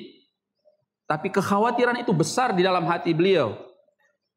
Karena dari kekhawatiran inilah muncul perhatian yang besar kepada tauhid dan tidak meremehkannya. Orang yang merasa aman bahwa dirinya tidak mungkin terkena oleh syirik, sehingga dia malas mempelajari tentang tauhid, dianggap, wah anak kan sudah lama ngajinya, nggak mungkinlah anak melakukan perbuatan syirik. Ya, gini-gini anak ya sedikit banyaknya tahulah tentang tauhid. Orang yang seperti ini orang yang paling mungkin terkena oleh perbuatan syirik. Karena dari sikap meremehkan dan menganggap bahwa dirinya aman dari perbuatan syirik, dari situ syaitan akan masuk, membuatnya lengah, dan dia akan jatuh ke dalam perbuatan syirik, dia sadar atau dia tidak sadar. Makanya Nabi Ibrahim mempunyai perhatian khusus dan kekhawatiran yang besar terhadap masalah tauhid dan bahayanya syirik. Beliau mengatakan wa junubni wa baniya an na'budal asnam. Bahkan Nabi SAW ketika beliau berbicara tentang para sahabatnya, yang di antara mereka itu ada Umar ibn al-Khattab, ada Abu Bakar radhiyallahu an, ada Umar ibn al-Khattab radhiyallahu an, ada Uthman bin Affan radhiyallahu an, ada Ali bin Abi Thalib radhiyallahu an, dan para sahabat mulia yang lainnya. Apa kata Nabi alaihi salatu wassalam? Akhwafu ma akhafu alaikum min fitnatil masihid dajjal asyirkul asghar. Perkara yang paling aku khawatirkan kepada kalian, bahkan melebihi kekhawatiranku terhadap fitnah masihid dajjal, adalah syirik yang kecil. Disebutkan wahwa ar-riya, yaitu riya. Ini orang-orang mulia, orang-orang yang hatinya bersih, suci. Sahabat-sahabat yang luar biasa, Abu Bakar, Umar, Uthman, Ali bin Abi Thalib radhiyallahu taala anhum. Ini orang-orang yang luar biasa keimanannya. Tapi bahkan Nabi mengatakan kepada mereka, bukan kepada kita. Kepada mereka Nabi katakan, perkara yang paling aku khawatirkan kepada kalian daripada fitnah Masihid Dajjal, bahayanya fitnah Masihid Dajjal adalah syirik yang kecil. Maka mempelajari tauhid, apa hukumnya? Wajib. Mengetahui tentang syirik, hukumnya wajib, supaya kita bisa menghindarinya. Nabi SAW ketika menyatakan talabul ilmi faridatun ala kulli muslim, menuntut ilmu itu wajib bagi setiap muslim. Maka yang pertama kali menjadi kewajiban kita adalah mempelajari tauhid, dan tentang bahayanya syirik. Ya, seorang tidak boleh pernah bosan untuk mempelajarinya dan berusaha untuk menerapkannya di dalam kehidupan. Ya. Sekarang banyak di antara ikhwan-ikhwan kita ini sudah lama ngajinya. Ada yang sampai udah 10 tahun yang lalu dia kenal dakwah, ada yang 15 tahun, ada yang lebih daripada itu barangkali. Ya, kalau dakwah ini mulai berkembang di Indonesia di abad ke-20, di awal tahun 90-an, kalau sekarang sudah berapa tahun berarti? Sudah 28 tahun. Ya. Ada sebagian yang sudah kenal ngaji, kenal dakwah ahli sunnah ini, di awal dakwah ini mulai tersebar di Indonesia. Tapi karena kurangnya kesungguhan, kalau ditanya, antum sudah ngaji berapa lama? Wah, sudah lama Ustaz, anak ini senior loh Ustaz. Masya Allah, tabarakallah, luar biasa. Kitabut Tauhid apa yang sudah antum selesaikan? Pelajaran Tauhid yang mana yang sudah antum selesaikan? Antum selesai Al-Qawaidul Arba? Enggak Ustaz. Al-Usulul Thalathah? Wah, apalagi itu. Kitabut Tauhid, bukunya yang mana ya Ustaz? Gitu. Ini menjadi keprihatinan. Ya. Ketika seorang yang mengaku muwahhid, tapi dia tidak pernah tahu secara benar tentang tauhid dan bahayanya syirik seperti apa. Ya, apa itu tauhid? Apa itu syirik? Ini harus mendapatkan perhatian khusus. Hendaknya masing-masing kita memperbaiki diri untuk mempelajari tauhid ini dan menerapkannya di dalam kehidupan. Pelajaran tauhid itu langsung mempunyai hubungan erat diaplikasikan di dalam kehidupan. Dia bukan hanya sekedar teori. Akan datang situasi-situasi hidup yang menempa keyakinan kita di dalam bertauhid kepada Allah dan menghindar daripada syirik untuk kita menerapkan apa yang sudah kita pelajari. Kalau kita nggak ngerti, ya kita biasa saja. Kita nggak ngerti masalahnya, kita tidak mengilmui. Padahal orang yang sudah mempelajari tauhid dan berusaha untuk menanamkannya di dalam kehidupan, dia akan tahu kapan saatnya pelajaran-pelajaran tauhid itu sangat dia butuhkan. Dan harus dia terapkan di dalam kehidupan. Ada saatnya di mana perbuatan-perbuatan syirik itu bisa membuatnya jatuh ke dalam murka Allah Subhanahu wa taala. Ya. Makanya Nabi SAW tidak pernah henti mengajarkan ini kepada para sahabatnya. Secara ilmu dan prakteknya. Bahkan ketika beliau akan meninggal dunia, beliau sakit parah. Beberapa hari sebelumnya, beliau berulang-ulang kali pingsan. Ketika beliau sadar dari pingsannya, apa yang beliau katakan? Beliau katakan, la'anallahu al-yahuda wan nasara. Allah melaknat orang-orang Yahudi dan Nasrani. Ittakhadhu qubur anbiya'ihim masajid. Karena mereka telah menjadikan kuburan-kuburan mereka, kuburan-kuburan nabi mereka sebagai masjid. Ala fala tattakhidhu qabri masjida. Oleh karena itu jangan pernah kalian menjadikan kuburanku sebagai masjid, menjadi ajang peribadatan. Dalam sebagian riwayatnya dengan lafaz ala fala taj'alu qabri wathanan yu'bad. Jangan kalian jadikan kuburanku sebagai berhala yang diibadahi. Tapi coba antum lihat, kalau antum sudah pernah haji atau pernah umroh, ada nggak orang yang ibadahnya ke kuburan Nabi? Ada kan ya? Bahkan banyak. Ya. Minimalnya ketika dia berdoa, dia mengarah ke kuburan Nabi. Dia meyakini bahwa itu lebih mujarab bagi doanya. Ada pula yang lebih parah keyakinannya daripada itu.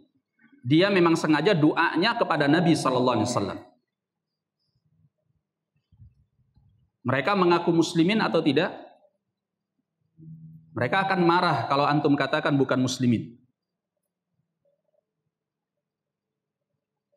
Nah, itulah realita. Sehingga ini bukan masalah yang sepele. Seorang harus mempelajari tentang tauhid dan bahaya syirik, bahkan melebihi ilmu yang lain. Kalau para penuntut ilmu, ya, ada orang-orang yang kalau dia belajar mustalahul hadis, dia menganggap, wah, saya menguasai mustalahul hadis, saya menguasai usul fikih, ya, saya menguasai lughah, bahasanya mantap gitu. Tapi dia tidak mempunyai perhatian untuk mempelajari tentang masalah akidah, terutama tauhid. Dia anggapnya sepele. Ini cara belajar yang keliru, salah. Ya, sehingga penuntut ilmu itu lebih tertuju perhatiannya kepada ilmu-ilmu alat tadi, mustalahul hadis, usul fikih, ilmu bahasa dan lain sebagainya, itu ilmu alat. Intinya pokoknya adalah ilmu tauhid. Dan kemuliaan seorang yang berilmu bukan karena dia menguasai ilmu alat. Kemuliaan ilmu itu diukur dengan apa yang dipelajari dalam ilmu tersebut. Dan apalagi yang lebih mulia dari mempelajari hak Allah Subhanahu wa ta'ala dan tidak melanggarnya, yaitu tauhid dan menghindar daripada syirik kepada Allah Subhanahu wa ta'ala. Nah, jadi yang pertama adalah mengilmui. Oleh karena itu, begitulah dalam masalah-masalah yang lain, masalah jual beli, masalah riba, dan masalah apa saja yang kita beribadah kepada Allah dengannya dan hukumnya wajib untuk kita pelajari. Ya. Harus belajar terlebih dahulu sebelum beramal. Apa kata Imam Bukhari rahimahullah di dalam sahihnya? Siapa yang masih ingat? Apa kata Imam Bukhari? Al-ilmu qabla al-qawli wal amal. Ilmu itu selalu sebelum perbuatan dan sebelum ucapan dan perbuatan. Dalilnya apa? Fa'lam annahu la ilaha illallah wastaghfir li dzambik. Surat Muhammad ayat yang ke-19. Allah mulai dengan ilmu. Fa'lam, ketahuilah, la ilaha illallah, berilmulah engkau tentang la ilaha illallah. Setelah itu wastaghfir li dzambik, minta ampunlah terhadap dosamu. Setelah ilmu baru amal. Ya. Maka dikatakan oleh sebagian salaf, zuhurnya jam berapa? Oh, jam 1 ya. Saya perasaannya kayak di Jawa gitu. Baik. Itu kayak ada orang ngaji-ngaji udah. Hah? Apa sengaja nyetel kajian ya itu? Baik.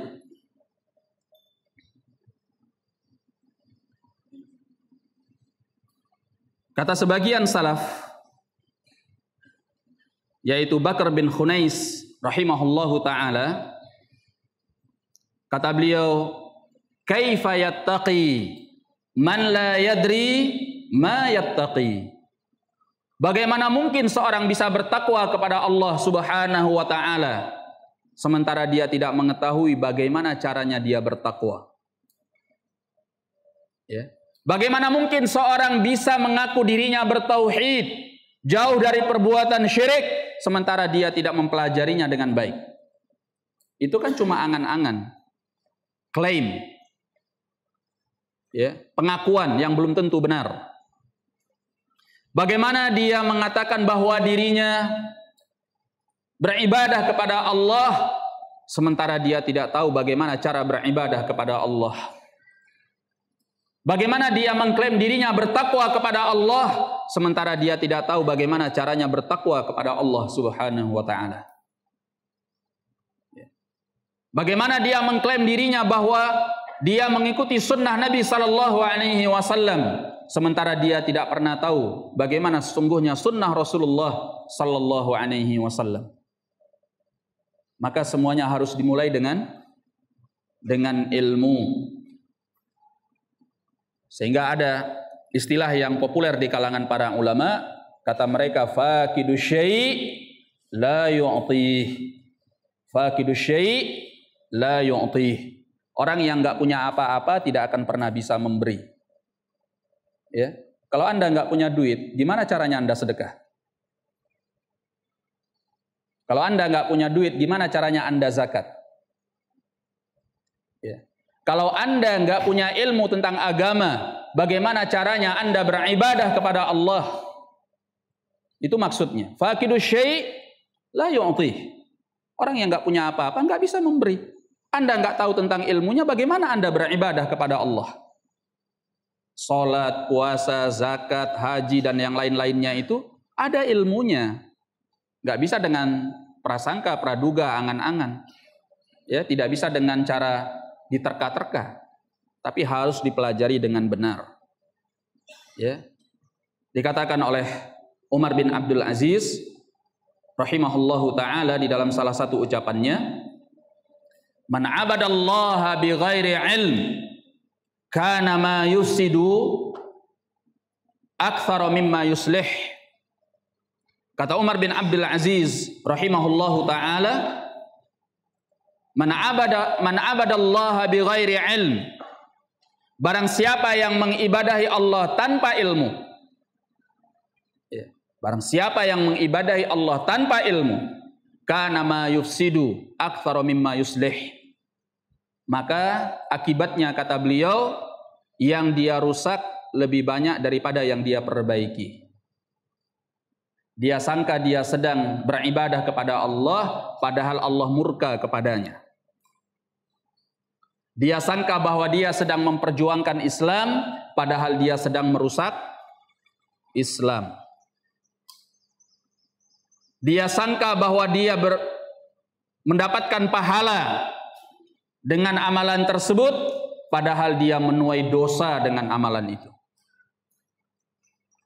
Maka kita harus punya ilmunya. Orang yang beribadah kepada Allah tanpa ilmu, merusaknya lebih banyak daripada memperbaiki.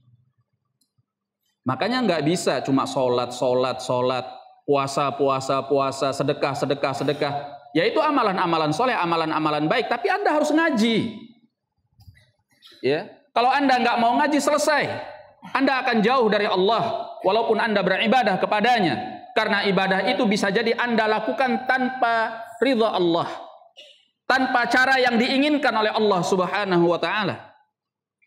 Ya, Anda selesai dengan itu. Anda jauh dari Allah. Ya. Orang-orang Nasrani itu sesat, bukan karena mereka tidak beribadah kepada Allah, justru karena mereka beribadah kepada Allah, tapi sesat karena ibadahnya tanpa ilmu. Ya. Apalagi cuma mengandalkan atribut. Pakai apa namanya di sini? Ini apa nih? Kalau orang Jawa bilang kan ini koplo gitu ya. Bahasa Arabnya qalonsuah. Peci lah kata orang kita di Sumatera ini. Apa aja pokoknya peci gitu. Ya, pakai peci, pakai jubah, jenggotan, tapi nggak mau ngaji, percuma. Ngajinya kalau ada tablik akbar aja. Ya. Cuma hanya sekedar buat semangat gitu. Ya, kurang berarti. Karena kajian-kajian tematik, ya, kajian-kajian pembangkit semangat itu ya bermanfaat pada waktu itu, ya, mengingatkan kita kembali akan keimanan, tapi dia tidak akan membekali keagamaan kita secara lebih, karena agama ini harus dipelajari secara rutin. Makanya kajian-kajian yang bersifat rutin itu lebih bermanfaat. Ya. Karena dia memberikan pembekalan yang lebih kepada kita. Membahas satu kitab selesai, membahas satu pembahasan komplit. Itu Masya Allah. Ya. Kalau kajian-kajian umum itu membangkitkan semangat, maka tidak boleh hanya berhenti sampai di situ. Ya. Seorang harus lebih serius di dalam mempelajari agama Allah Subhanahu wa Ta'ala. Seorang kalau ingin serius, maka dia harus serius mengaji secara rutin. Ya, kalau memang hidup kita untuk Allah, Kita diciptakan yang untuk beribadah. Anda harus membuat schedule. Harus diprioritaskan ngaji. Ya. Misalnya seorang bekerja di pagi hari, keluar jam 7. Ya jangan sampai malam lah. Jam 10 baru pulang. Kapan ngajinya? Kapan Anda mau belajar? Kapan Anda akan menjadi muslim yang lebih baik? Kapan Anda mau ngerti agama? Kapan mau Anda benahi sholat Anda? Kapan Anda mau membenahi puasa Anda? Kapan Anda mau membenahi zakat Anda, haji Anda? Dan amalan-amalan yang lain secara lebih baik? Kapan? Maka seorang muslim harus mempunyai skala prioritas di dalam hidupnya. Dia harus membuat schedule, jadwal. Oke, jam 7 atau jam 8 dia keluar dari rumahnya sampai sore. Jam 4, jam 5 dia sudah pulang. Lebih dari itu enggak. Apapun rezeki yang ditawarkan oleh para pelanggan. Rezeki tidak akan hilang kalau memang sudah ditentukan oleh Allah Subhanahu wa ta'ala. Insya Allah Allah ganti dengan yang lebih baik. Jam 5 saya harus tutup, saya harus pulang karena ba'dal maghrib saya harus ngaji. Begitu. Masa enggak cukup? Ngaji cuman bainal maghrib wal isya. Di sini kajian rutinnya kapan? Antara maghrib dan isya, ya? Atau di waktu lain? Maghrib isya ya biasanya ya. Ya, atau ba'da subuh. Iya kan? Ya udah. Bainal maghrib wal isya itu berapa sih? Paling 40 menit, 50 menit, enggak lama. Lah antum kerja mulai dari jam 7 atau jam 8 sampai sore jam 4 atau jam 5. Atau ada yang bahkan sampai maghrib. Apakah itu nggak cukup? Ini yang harus kita perbaiki. Makanya saya mulai tadi dengan pola pikir kita tuh harus dirubah. Anda ini hidup untuk apa? Sehingga ada skala prioritas dalam hidup. Ada yang harus kita dahulukan.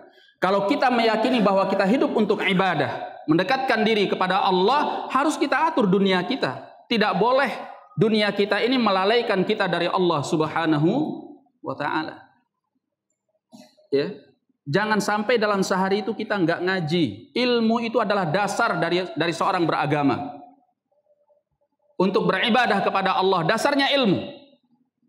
Maka jangan sampai dalam sehari itu kita lepas dari mempelajari agama Allah. Ya. Kalau pahit-pahitnya memang nggak bisa menghadiri kajian dalam setiap hari, seminggu sekali nggak bisa. Ya.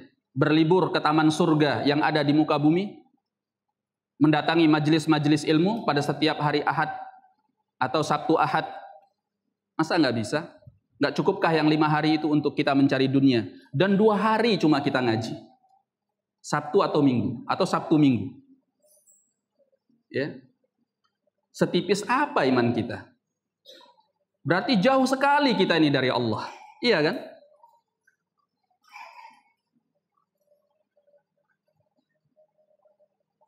Ya, maka harus membuat skala prioritas. Pola pikir dalam hidup kita ini harus kita rubah. Mindsetnya harus kita rubah. Kita hidup adalah untuk ibadah kepada Allah. Ya, kalaupun nggak bisa dalam sehari sekali, kita ikut ngaji.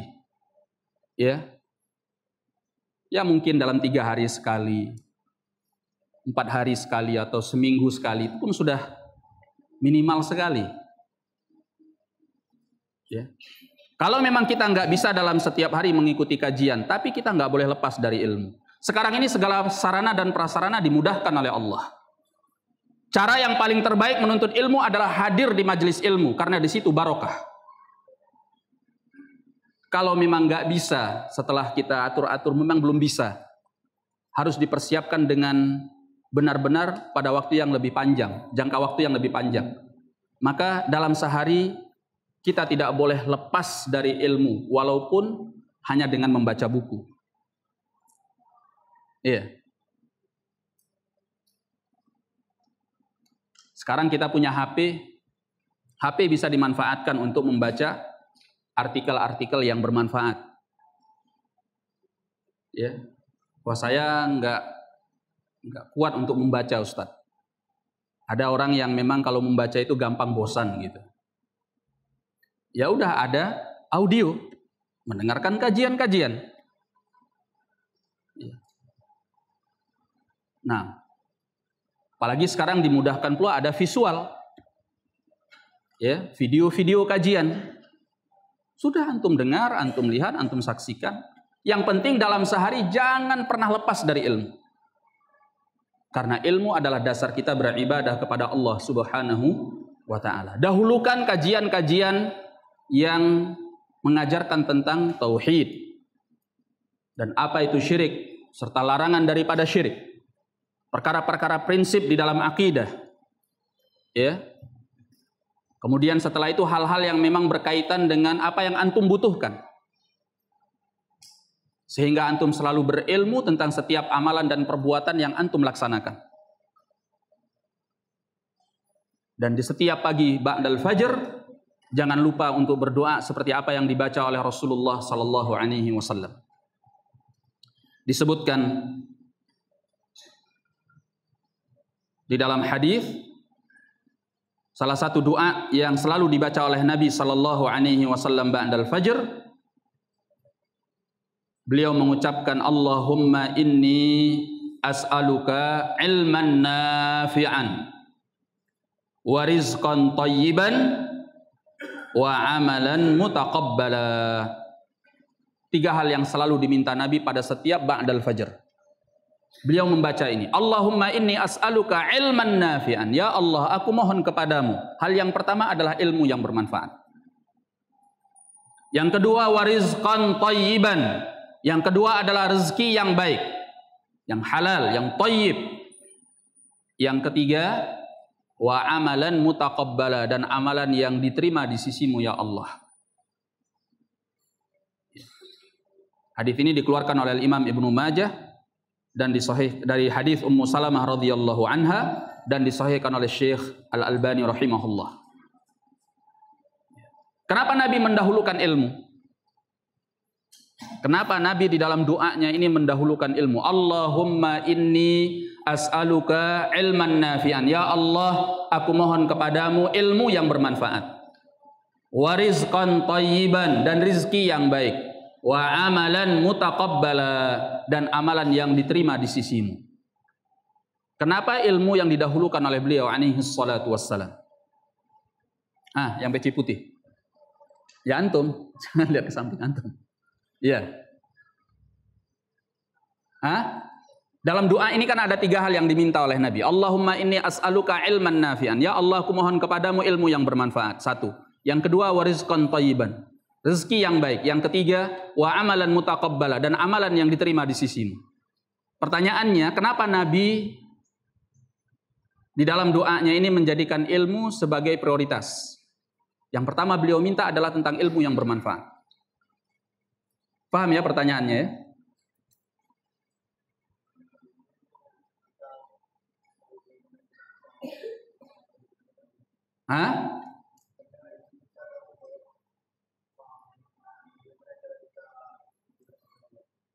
Tidak hanya itu.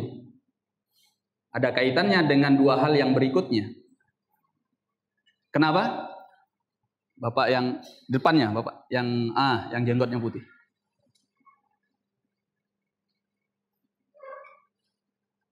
Kenapa?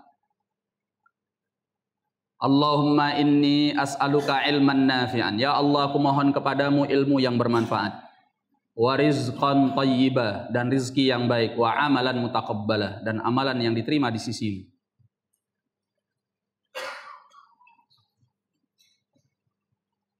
Karena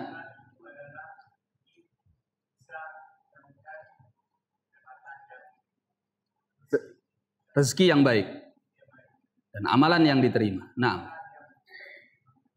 Naam, ahsan, tabarakallahu fiik. Itu jawabannya.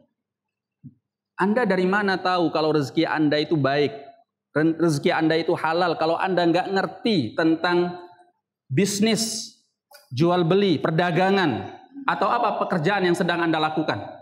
Dari mana Anda tahu bahwa rezeki itu baik kalau Anda nggak punya ilmunya? Jangan-jangan Anda sudah jatuh ke dalam riba.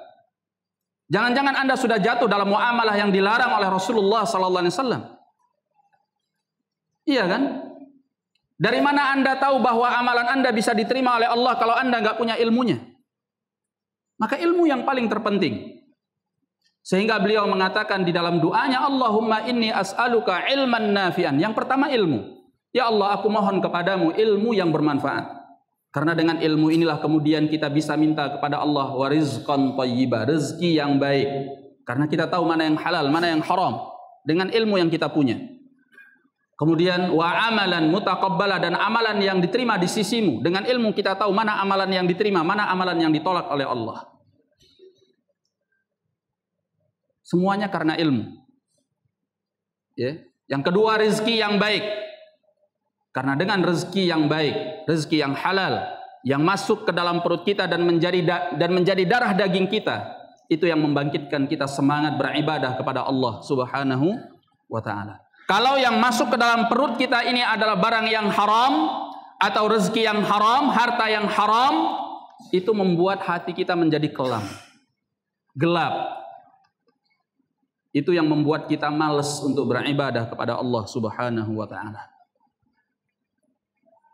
Ya. Karena darah daging kita tumbuh dari sesuatu yang haram.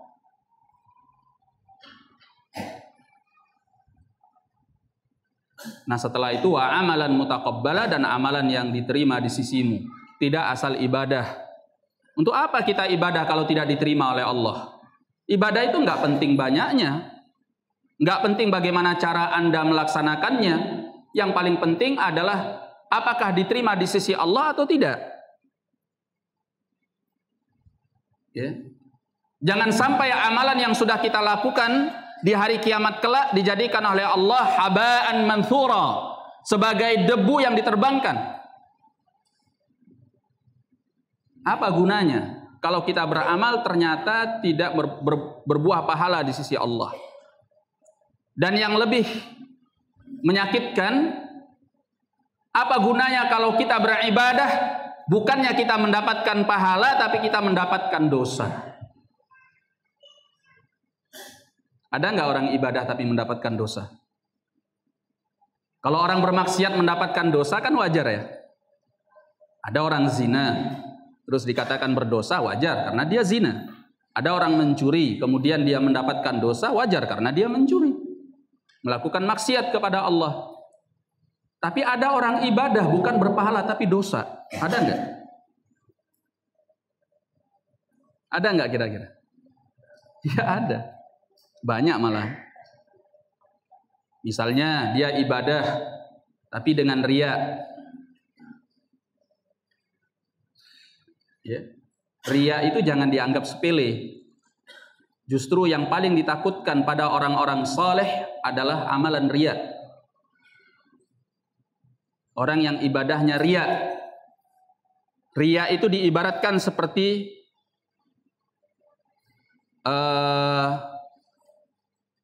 dabibun naml al-aswad. Ya, rangkakan semut yang hitam. Fi sakhratin sauda, yang berada di tengah batu besar yang hitam. Fi zulmatil lail, di dalam kegelapan malam. Kira-kira kelihatan nggak itu? Rangkakan semut di tengah batu hitam yang besar, di tengah kegelapan malam. Kelihatan ya? Ya pasti tidak. Samar sekali. Sehingga ini sangat dikhawatirkan bahkan terhadap orang-orang soleh. Nah, kalau orang sudah ibadahnya dengan riya, bukannya dia mendapatkan pahala dengan ibadahnya, justru dia mendapatkan dosa.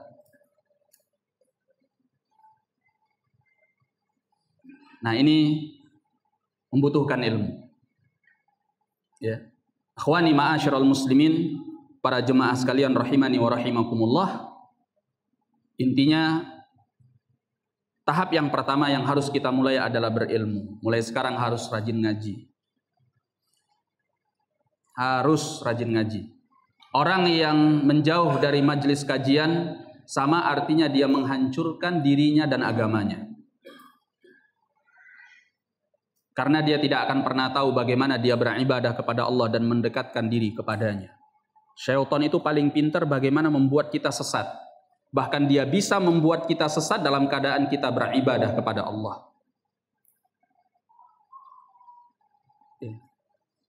Orang yang sesat di dalam ibadahnya itu sulit untuk taubat. Kalau orang yang bermaksiat lebih gampang untuk taubat, lebih mudah untuk taubat, lebih mungkin untuk taubat. Makanya misalnya para pezina, para pencuri, para perampok, para garong, para preman, itu lebih mudah, lebih mungkin untuk taubatnya. Kenapa? Karena mereka berbuat maksiat. Di hati kecilnya dia menyadari bahwa dia ini salah, bahwa dia ini berdosa kepada Allah. Kesadaran ini membuat dia lebih mudah untuk bertaubat kepada Allah Subhanahu wa taala. Karena ada kesadaran bahwa dia salah, bahwa dia dosa. Tapi kalau orang yang sesat di dalam ibadahnya, ini lebih sulit. Karena dia menyangka bagaimana saya dikatakan bertaubat sementara saya beribadah kepada Allah. Sehingga dia nggak pernah ngerasa salah, nggak pernah ngerasa keliru. Sehingga nggak ada yang perlu diperbaiki, nggak ada yang perlu kita bertaubat daripadanya. Karena saya ibadah. Jadi hati-hati dari tipu daya syaitan. Seorang harus ngaji, seorang harus berilmu, supaya jangan disesatkan oleh syaitan dari arah yang dia menyangkanya adalah perbaikan. Makanya kata para ulama, al-jahil yufsidu min haitsu yadhunnu annahu yuslih. Ya, al-jahil kata para ulama, orang yang bodoh itu yufsid, dia melakukan kerusakan, dia melakukan pelanggaran min haitsu yadhunnu annahu yuslih, dari arah yang dia menyangka bahwa dirinya sedang melakukan perbaikan. Itu orang jahil. Makanya ilmu itu penting. Orang yang ingin sampai kepada surga Allah, apa jalannya? Jalan ilmu. Kata Nabi dalam hadis Abi Hurairah yang dikeluarkan oleh Imam Muslim di dalam sahihnya, man salaka tariqan yaltamisu fihi ilman sahalallahu lahu bihi tariqan ilal jannah. Barang siapa yang menempuh jalan ilmu, kata Nabi, maka Allah mudahkan dengannya dia sampai kepada surga. Jalan surga itu adalah ilmu. Orang yang menjauh dari ilmu, ya siap-siap untuk tidak sampai ke surga Allah Subhanahu wa taala. Jadi dia, kalau dimisalkan orang jalan, dia sangka bahwa jalannya lurus sampai ke dalam surga, padahal dia tanpa menyadari jalannya itu sudah melenceng. Ya, sudah belok. Dia sangka dia akan sampai ke dalam surga, nggak tahu dia sudah menyimpang. Nggak taunya masuk ke dalam api neraka Allah Subhanahu wa taala. Maka jalan yang menyampaikan ke dalam surga adalah jalan ilmu. Orang yang berilmu itu sulit untuk disesatkan oleh syaitan daripada ahli ibadah. Sampai dikatakan bahwa syaitan lebih suka menyesatkan 1000 ahli ibadah daripada 1 orang alim.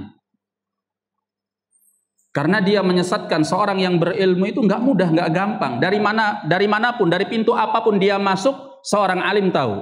Ini adalah bujuk rayu, tipu daya, dan cara syaitan untuk menyesatkannya. Dia sudah tahu. Dan dia bisa menepisnya, dia bisa menghadapinya dengan ilmu yang dia punya. Sehingga tidak mudah bagi syaitan. Adapun seorang ahli ibadah karena kebodohannya, gampang sekali bagi syaitan. Sedikit saja syaitan menggodanya, dia tersesat di dalam ibadah-ibadah yang tidak diridhai oleh Allah Subhanahu wa taala.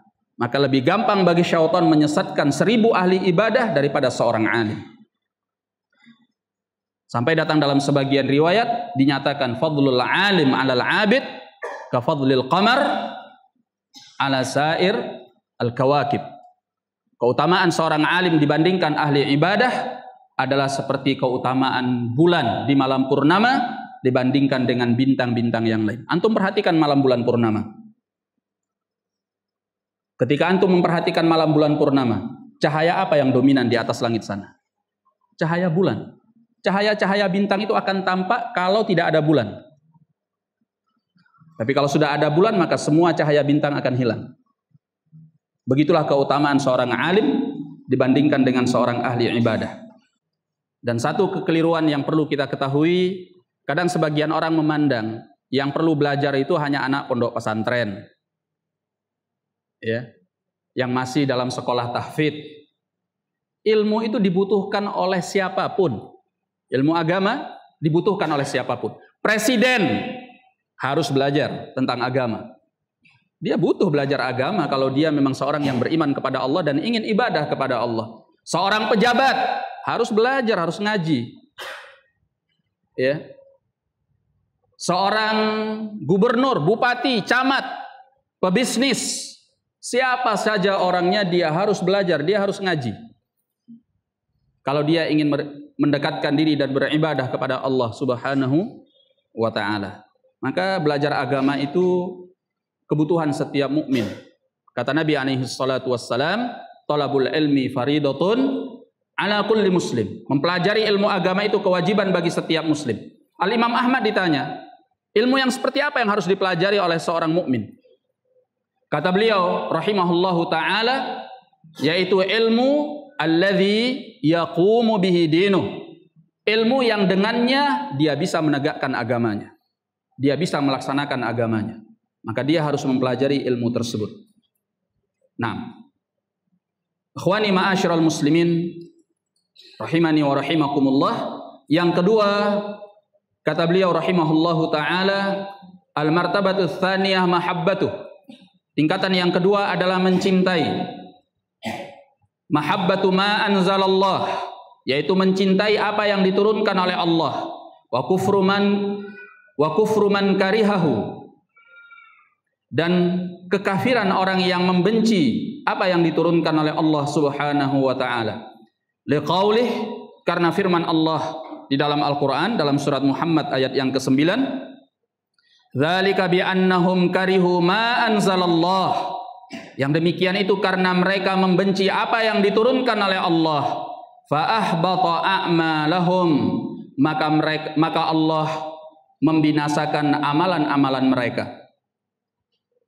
Kata beliau, fa aktsarun nas, mayoritas manusia, lam yuhibbar Rasul sallallahu alaihi wasallam. Dia tidak mencintai Rasul sallallahu alaihi wasallam. Bal abghadah, bahkan dia membenci beliau. Wa abghadha ma jaa bihi, dan membenci apa yang beliau bawa. Walau arafa annallaha anzalah, walaupun dia mengetahui bahwasanya Allah Subhanahu wa taala telah menurunkannya. Jadi tingkatan yang kedua adalah mencintai. Ya. Dan kalau kita sudah berbicara tentang urusan cinta, ini masalah hati. Ya. Yang berperan di dalamnya adalah hati. Dan hati itu adalah motor penggerak dari semua anggota badan yang lain. Cinta kalau besar di dalam hati, maka dia siap untuk berkorban apapun. Tapi kalau cinta itu kecil di dalam hati, maka dia akan sungkan untuk melakukan pengorbanan. Dia tidak akan mau melakukan pengorbanan. Maka cinta adalah perkara yang penting di dalam beribadah kepada Allah Subhanahu wa ta'ala.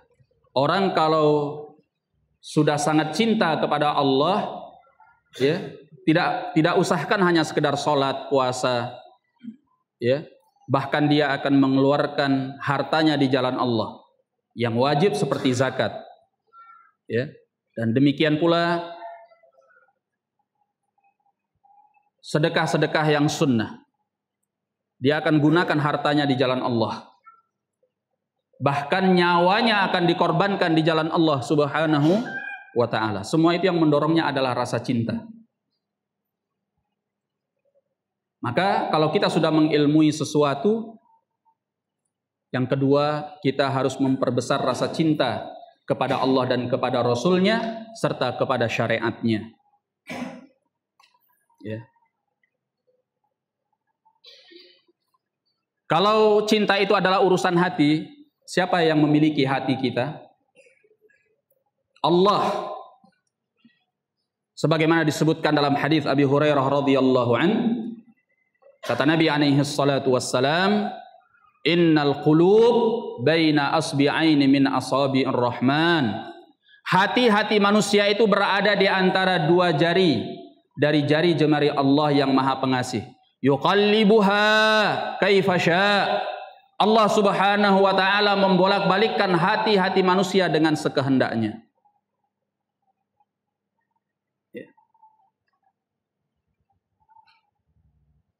Maka di antara doa Rasulullah sallallahu alaihi wasallam yang beliau panjatkan kepada Allah adalah apa yang diriwayatkan oleh Imam At-Tirmidzi dari hadis Muadz bin Jabal radhiyallahu an. Nabi meminta kepada Allah, Allahumma inni as'aluka, ya Allah aku mohon kepadamu, hubbaka, aku bisa mencintaimu ya Allah. Wa hubba man yuhibbuk, dan aku bisa mencintai orang-orang yang mencintaimu ya Allah. Wa hubba amalin yuqarribuni ila hubbik, dan buatlah aku cinta kepada amalan-amalan yang mendekatkanku kepada mencintaimu ya Allah. Karena urusan cinta datangnya dari hati, dan yang menguasai hati kita adalah Allah Subhanahu wa ta'ala. Kalau Rasul saja memintanya kepada Allah, bagaimana dengan kita? Ini doa yang bagus untuk selalu kita panjatkan kepada Allah. Supaya rasa cinta kepada Allah itu besar di dalam hati. Dia yang menguasai hati kita. Doanya gampang kok. Allahumma inni as'aluka hubbak. Ya Allah, aku mohon kepadamu untuk bisa mencintaimu. Wa hubba man yuhibbuk, dan aku mohon kepadamu untuk bisa mencintai orang-orang yang mencintaimu. Wa hubba amalin yuqarribuni ila hubbik, dan buatlah aku mencintai amalan yang mendekatkanku untuk bisa mencintaimu. Orang kalau sudah beribadah dengan al-mahabbah, dengan rasa cinta, wah ibadahnya pasti nikmat. Nggak ada tuh ibadah males-malesan, ya. Ibadah dengan asal-asalan tuh nggak ada. Kalau sudah berangkat dari rasa cinta. Karena orang yang beribadah dengan rasa cinta itu nikmat. Kenapa Anda makan itu nikmat? Kenapa Anda minum itu nikmat? Karena Anda suka. Iya kan? Kenapa orang yang mencintai lawan jenis, wanita mencintai laki-laki, laki-laki mencintai wanita, terasa nikmat? Ya karena cinta. Sampai apa katanya? Tai gigi rasa coklat. Karena cintanya gitu. Cinta itu mengubah hakikat. Ya, apalagi kalau cinta buta gitu. Orang yang mencintai seorang wanita sampai mengatakan hal-hal yang di luar batas kemampuannya. Ya, gunungkan kudaki, lautkan kuseberangi. Pret katanya, bohong semua. Ya dusta. Artinya orang yang mencinta mungkin melakukan hal-hal yang luar biasa, dan itu nggak mustahil. Ya, orang kalau sudah cintanya itu luar biasa, dia sudah tidak menggunakan akalnya, sudah tidak menggunakan pikirannya. Ya, dia akan melakukan hal-hal yang barangkali di luar batas kemampuannya, manjat tembok, iya kan, demi untuk menjumpai orang yang dia cintai. Ya, nggak peduli dengan orang tuanya, nggak peduli dengan lingkungannya, nggak peduli dengan siapapun. Kalau sudah cinta itu luar biasa menguasai hati. Antum pernah jatuh cinta nggak sih? Kok pada bengong gitu? Apa benar Ustaz? Gitu. Ya benar, iya kan? Nah, itu cinta. Padahal cinta yang demikian ini baru kepada makhluk. Dan itu nggak ada apa-apanya kalau dibandingkan dengan cinta seorang hamba kepada Allah. Yang cinta itu sudah masuk ke dalam basyashatul qalb, kepada relung hati yang terdalam. Nyawa dia akan korbankan di jalan Allah Subhanahu wa ta'ala. Segala susah, penat, payah, hujan, gerimis, petir, badai, tidak akan dia pedulikan kalau rasa cinta itu sudah masuk ke dalam hatinya. Orang kalau sudah cinta itu luar biasa di dalam hatinya, ya, pengajian walaupun di tengah terpaan hujan deras itu nggak peduli. Berangkat sampai dia di tempat kajian. Karena cinta yang ada di dalam hati. Orang kalau sudah melakukan sesuatu dengan cinta itu luar biasa. Ya. Maka ini hal yang kedua yang harus dipunyai oleh seorang hamba, rasa cinta. Orang yang beribadah kepada Allah tanpa rasa cinta, ibadahnya akan hampa, nggak ada rasanya. Ya dia sholat, dia puasa, dia beribadah dengan amalan-amalan yang disyariatkan oleh Allah, tapi nggak ada rasanya, nggak ada ruhnya, nggak ada nyawanya. Karena tidak ada rasa cinta di situ. Ya mungkin untuk pendekatan antum bisa lihat orang yang nikah. Kenapa nikah itu digambarkan nikmat sekali oleh orang yang melakukan pernikahan? Karena ada rasa cinta kan ya. Coba orang nikah karena terpaksa, enak enggak? Mana ada enaknya, dia mau lari. Ya. Sehingga di waktu pernikahan dia enggak ada gitu. Karena tidak ada rasa cinta di dalamnya. Ya. Nah, orang yang ibadah kepada Allah Subhanahu wa taala, kalau rasa cinta itu luar biasa membuncah di dalam hati, maka seperti yang dikatakan oleh Rasulullah sallallahu alaihi wasallam dalam hadis Umar ibn al-Khattab, ketika kedatangan Jibril kepada Nabi alaihi salatu wassalam, Jibril bertanya, "Mal ihsan?" Apa itu ihsan? Kata Nabi alaihi salatu wassalam, "Anta abudallah ka'annaka tarah, fa in lam takun tarah, fa innahu yarak." Al-ihsan adalah engkau beribadah kepada Allah seolah-olah engkau melihatnya. Jika engkau tidak melihatnya, maka sungguhnya Allah yang melihatmu.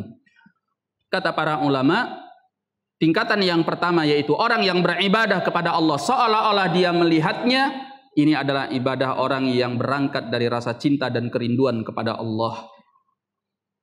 Karena saking rindunya dia, karena saking cintanya dia kepada Allah. Kalau dia beribadah kepada Allah itu seolah-olah dia menyaksikan Allah, padahal tidak.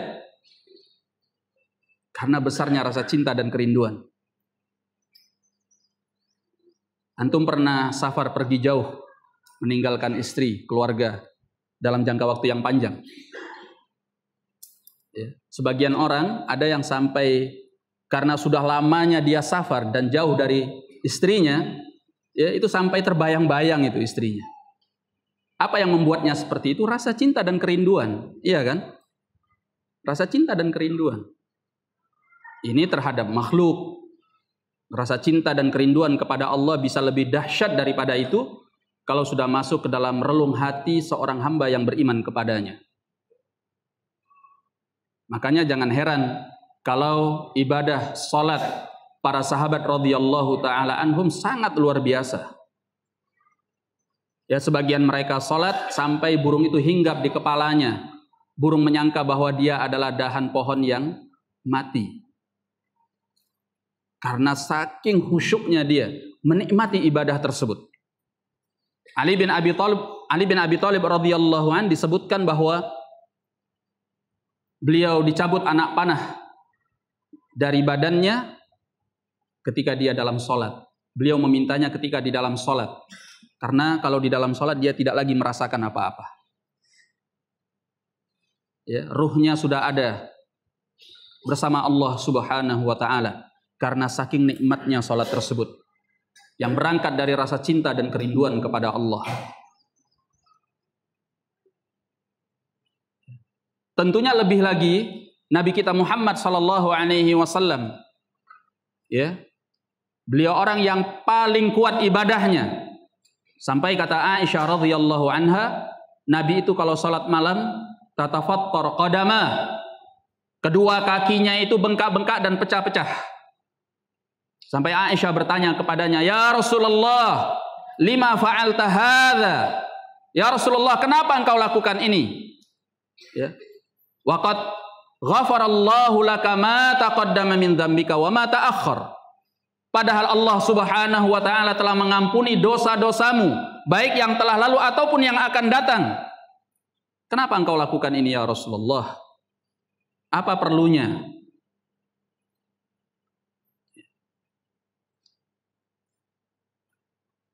Karena Nabi sallallahu alaihi wasallam sangat menikmati ibadah.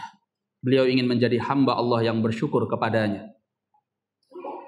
Ala tuhibbina an akuna abdan syakura. Itu jawaban Rasulullah sallallahu alaihi wasallam. Apakah engkau tidak mau kalau aku menjadi hamba Allah yang bersyukur kepadanya? Begitu pula dengan puasa beliau. Beliau alaihi salatu wassalam melarang kita untuk berpuasa wisal. Puasa 2 hari, 3 hari atau lebih secara berturut-turut siang dan malam tanpa buka. Ini tidak diperbolehkan bagi umat Muhammad sallallahu alaihi wasallam, tapi beliau sendiri melaksanakannya.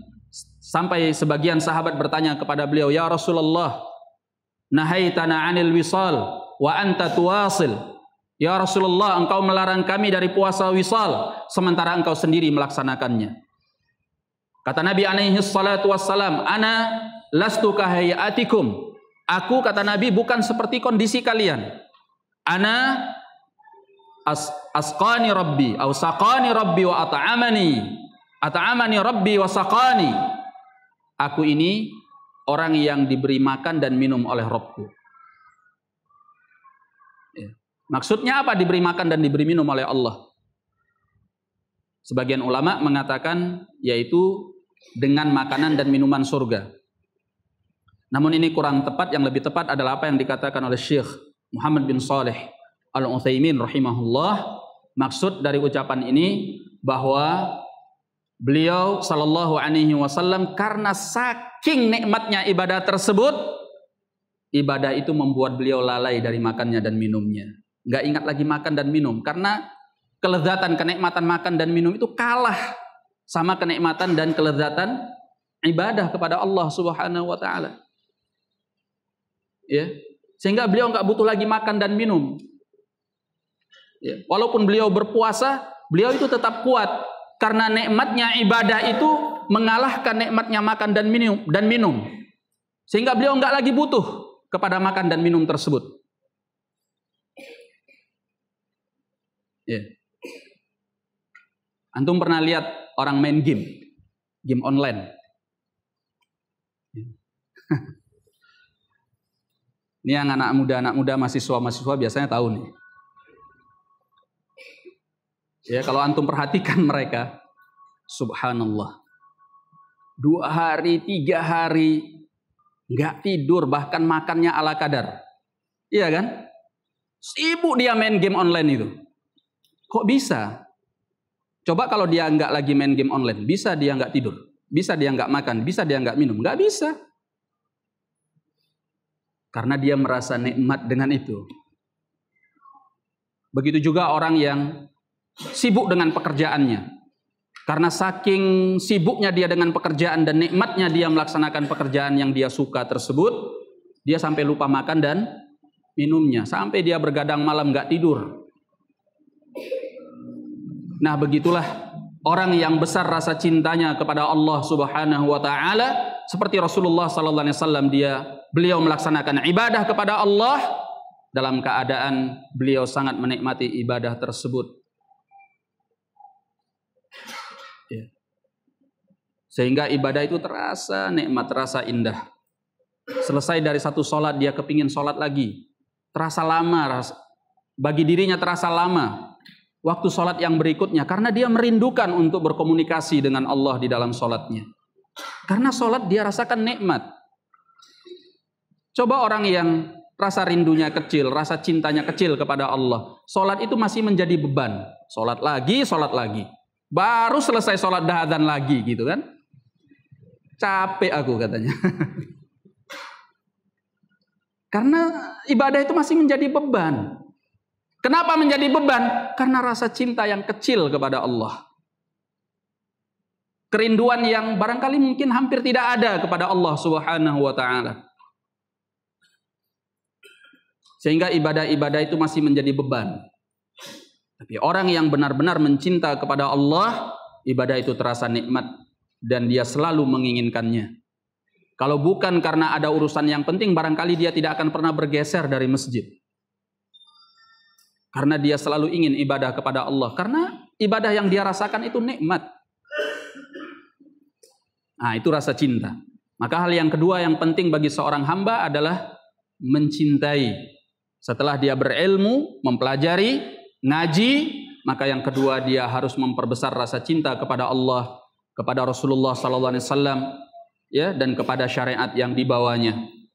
Maka untuk itu Al-Imam Ibnul Qayyim rahimahullahu ta'ala menyebutkan di dalam Madarijus Salikin, kita akan sebutkan secara ringkas saja 10 hal yang membawa atau yang menumbuhkan rasa cinta kepada Allah sehingga menjadi besar di dalam hati seorang hamba. Yang pertama kata beliau adalah qiraatul Quran. Ya, memperbanyak untuk membaca Al-Quran. Bitadabbur wa tafahum lima'ani. Bitadabburi wa tafahumi lima'ani. Ya, dengan memikirkan dan memahami maknanya. Perbanyaklah membaca Al-Quran. Bagi orang yang tidak mengetahui bahasa Arab, kalau membaca Al-Quran, jangan hanya sekedar membaca ayat. Setelah membaca ayatnya, usahakan membaca terjemahannya. Supaya kandungan-kandungan dari ayat yang dia baca itu masuk ke dalam relung hatinya. Dan menumbuhkan rasa cinta yang besar kepada Allah. Ya, ini yang pertama. Nah, memperbanyak membaca Al-Quran. Makanya orang yang jarang membaca Al-Quran, rasa cintanya kepada Allah akan semakin kecil. Ya, sepantasnya seorang hamba merasa malu ketika dalam sehari dia tidak pernah membaca Al-Quran. Karena dengan itu berarti hatinya akan gersang. Ya. Rasa cintanya akan semakin menipis kepada Allah Subhanahu wa ta'ala. Ya. Maka perbanyaklah membaca Al-Quran. Dan yang lebih memalukan lagi, orang yang nggak bisa membaca Al-Quran. Ya. Kenapa Anda nggak bisa membaca Al-Quran? Kenapa? Anda Muslim nggak sih? Oh, saya Muslim, Ustadz. Jangan main-main Anda. Oh ya, afwan. Anda Muslim? Iya, saya Muslim. Bisa baca Quran nggak? Enggak, katanya. Lah, Muslim macam apa Anda nggak bisa membaca Al-Quran? Itu Muslim macam apa? Ya. Sebesar apa rasa cinta Anda kepada Allah sehingga Anda nggak bisa membaca ucapan Allah Subhanahu wa ta'ala? Harus belajar. Karena ini salah satu sarana yang membuat rasa cinta kepada Allah itu semakin besar. Anda pandai membaca kalamullah, Al-Quranul Karim. Ya. Apakah Anda tidak pantas merasa malu? Anda mempunyai titel akademik. Apalagi yang titelnya doktor, apalagi sampai profesor, nggak bisa membaca Al-Quran. Anda ngapain aja gitu? Padahal Anda adalah seorang Muslim. Malulah kepada Allah Subhanahu wa ta'ala. Anda mengaku mencintainya, tetapi Anda tidak pernah membaca kalamullah. Bahkan Anda tidak bisa membacanya. Yang kedua adalah mendekatkan diri kepada Allah Subhanahu wa ta'ala dengan amalan-amalan sunnah setelah amalan-amalan yang wajib. Ya. Maka Anda dengan itu akan bisa mencintai Allah semakin besar dan Anda pun akan dicintai oleh Allah. Orang yang dinyatakan sebagai Al-Habib adalah orang yang mengisi hidupnya dengan amalan-amalan sunnah setelah amalan-amalan yang wajib. Maka dialah Habib yang sebenarnya. Ya. Hadis Abi Hurairah dalam riwayat Al-Bukhari, Nabi meriwayatkan dari ucapan Allah Azza wa Jal, Allah menyatakan, man adali waliyan faqad adzantuhu bil harb. Barang siapa yang memusuhi waliku, berarti dia telah mengumandangkan perang kepadaku. Ya. Wala yazalu abdi yataqarrabu ilayya bin nawafil. Wa ma yataqarrabu abdi bi syai'in ahabba ilayya mimma aftaradtuhu alaih. Kata Allah, tidaklah hambaku mendekatkan diri kepadaku dengan sesuatu yang paling aku cintai dari apa yang telah aku wajibkan. Artinya bahwa perkara wajib itu paling dicintai oleh Allah, menjadi prioritas. Kemudian kata Allah, wala yazalu abdi yataqarrabu ilayya bin nawafil. Dan senantiasa hambaku mendekatkan diri kepadaku dengan amalan-amalan sunnah, nafilah. Hatta uhibbah, sampai aku pun mencintainya. Fa idza ahbabtuhu, kalau aku sudah mencintainya, kuntu sam'ahu alladhi yasma'u bih, aku akan menjadi pendengaran yang dia gunakan untuk mendengar. Wa basarahu alladhi yubsiru bih, dan aku akan menjadi penglihatan yang dia gunakan untuk melihat. Wa yadahu allati yabtishu biha, aku akan menjadi tangan yang dia gunakan untuk berbuat. Wa rijlahu allati yamshi biha, dan aku sebagai kaki yang dia gunakan untuk berjalan. Fa idza sa'alani la'utiyannahu, kalau dia meminta kepadaku niscaya aku penuhi permintaannya. Wala in ista'adzani la'u'idzannahu, kalau seandainya dia mohon perlindungan, niscaya aku akan lindungi dia. Al-Habib, Waliullah, orang yang setelah melaksanakan hal-hal yang wajib, dia memenuhi hidupnya dengan amalan-amalan yang sunnah. Salat yang sunnah, puasa yang sunnah, sedekah yang sunnah. Ya, ada haji yang sunnah enggak? Ada lah. Kenapa enggak ada? Kok enggak ada? Haji yang wajib itu dalam seumur kan cuma sekali. Kalau dia kemudian haji kembali, apa hukumnya? Sunnah. Ya. Amalan-amalan haji yang sunnah setelah yang wajib. Nah, dan amalan-amalan sunnah yang lainnya. Ini yang kedua. Yang ketiga adalah memperbanyak zikir. Ya. Dan zikir itu tidak hanya dengan lisan. Zikir harus disertai dengan hati dan memahami akan maknanya dan menerapkannya di dalam kehidupan. Nah, orang yang memperbanyak zikir, rasa cintanya kepada Allah akan semakin besar.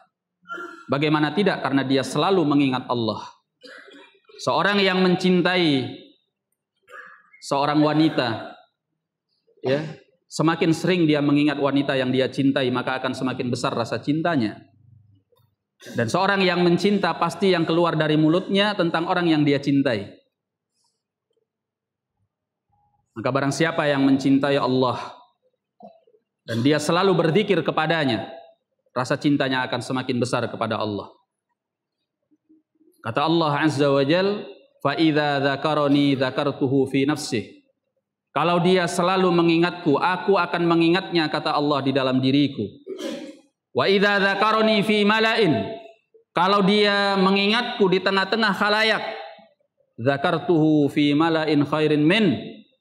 Aku akan mengingatnya di tengah-tengah khalayak yang lebih baik dari khalayaknya. Ya. Ini janji Allah Subhanahu wa taala. Di dalam Al-Qur'anul Karim, di dalam surat Ar-Ra'd, alladzina amanu wa tatma'innu qulubuhum bidzikrillah.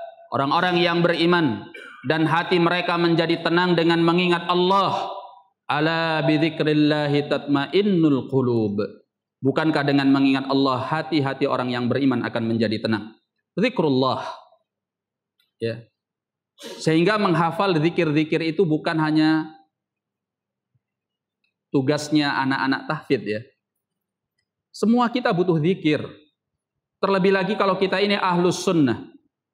Jangan antum kira bahwa zikir itu adalah identitas ahlul bid'ah. Yang suka zikir-zikir itu ahlul bid'ah tuh. Salah. Kita sebagai ahli sunnah ini lebih pantas untuk menghidupkan zikir kepada Allah. Cuma dengan cara-cara yang sunnah, begitu. Ya. Bila perlu bawa tasbih, nggak apa-apa deh bawa tasbih. Nggak apa-apa bawa tasbih.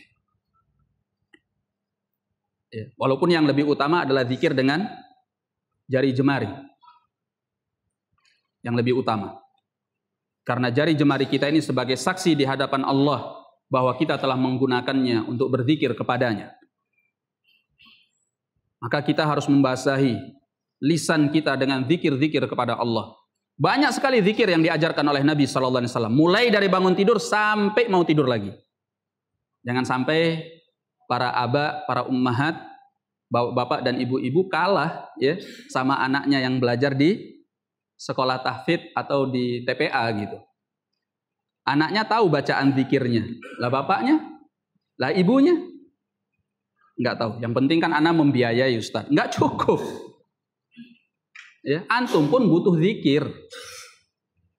Ya, zikir masuk rumah, keluar rumah, bangun tidur, mau tidur, zikir pagi, petang dan yang lainnya. Ya, orang yang selalu mengingat Allah Subhanahu wa taala akan jauh dari syaitan. Ketika dia lupa zikir kepada Allah, yang dekat kepadanya adalah syaitan. Makanya di dalam surat An-Nas, apa yang kita ucapkan, apa yang Allah firmankan? Alladzi yuwaswisu fi sudurin nas minal jinnati wan nas. Qul a'udzu birabbin nas, malikin nas, ilahin nas, min syarril waswasil khannas. Dari keburukan bisikan-bisikan al-khannas. Al-khannas itu adalah syaitan yang kalau kita mengingat Allah dia bersembunyi. Tapi kalau kita lupa dari Allah maka dia akan muncul untuk menggoda kita. Alladzi yuwaswisu fi sudurin nas, yaitu yang selalu menggoda dan membisik-bisikkan di dalam hati manusia. Nah, maka orang yang lupa zikir, yang jauh dari zikir, temannya syaitan. Bagaimana dia akan bisa lebih mencintai Allah kalau dia lupa dari Allah dan yang mendampinginya adalah syaitan? Yang keempat adalah itharu mahabbihi ala mahabbika inda ghalabatil hawa. Belajar untuk lebih mengedepankan rasa cinta kepada Allah dari kecintaan kepada syahwat dan hawa nafsu ketika syahwat dan hawa nafsu itu bergejolak. Nah, di dalam kehidupan banyak sekali praktek-praktek terkadang kita kalah. Menjadikan cinta kepada Allah itu sebagai yang nomor 2. Ya. Kita sanggup keluar dari pengajian. Contoh aja nih, contoh ringan. Kita sanggup keluar dari pengajian hanya demi untuk memenuhi panggilan pelanggan. Memang bukan berdosa, tapi Anda tidak pernah belajar untuk lebih mendahulukan Allah dari kepentingan yang lain, dari hawa nafsu, dari syahwat, dari kesenangan. Dosa sih nggak dosa, tapi Anda nggak pernah belajar untuk menumbuhkan rasa cinta yang lebih besar kepada Allah dari yang selain Allah Subhanahu wa ta'ala. Maka kalau ingin rasa cinta itu besar, Anda harus belajar. Kita harus belajar. Seorang yang beriman harus belajar untuk mengalahkan rasa cinta yang selain Allah kepada hawa nafsu dan kesenangan, kepada syahwat, dan mendahulukan cinta kepada Allah Subhanahu wa ta'ala. Ya, contoh lain misalnya sudah azan bagi seorang pedagang, bagi seorang pebisnis, bagi seorang pekerja. Dia katakan tidak ada lagi urusan dunia. Selesai. Saya azan, saatnya saya menuju masjid. Kalau sudah terdengar azan, maka saatnya saya menuju masjid. Pak, ini berapa harganya? Sudah saya tutup. Saya beli 2 kali lipat, walaupun 10 kali lipat. Karena kalau dilayani lama gitu. Adzan selesai. Ya, ketika ngaji HP dimatikan. Ya. Mau pelanggan, bukan pelanggan, apapun urusan nggak peduli. Saya ingin mendahulukan Allah dan Rasulnya. Saya ingin ngaji. Urusan dunia nanti belakangan. Rezeki nggak akan kemana kalau sudah ditentukan oleh Allah. Iya kan? Gitu. Itu kita artinya belajar untuk bagaimana kepentingan-kepentingan lain itu kalah dengan mendahulukan rasa cinta kepada Allah Subhanahu wa ta'ala. Ya, kalau kita nggak belajar seperti ini dari hal-hal yang kecil, hal-hal yang simpel di dalam kehidupan, nanti kalau datang gelombang fitnah yang dahsyat, yang besar, yang mengerikan, yang bisa merenggut agama dari kita nggak akan mampu untuk menghadapinya. Kalau kita nggak belajar untuk lebih mencintai Allah dalam hal-hal yang kecil seperti ini. Ya, jangan kita menunggu ada gejolak besar dulu. Antum nggak akan bisa menghadapi gejolak besar.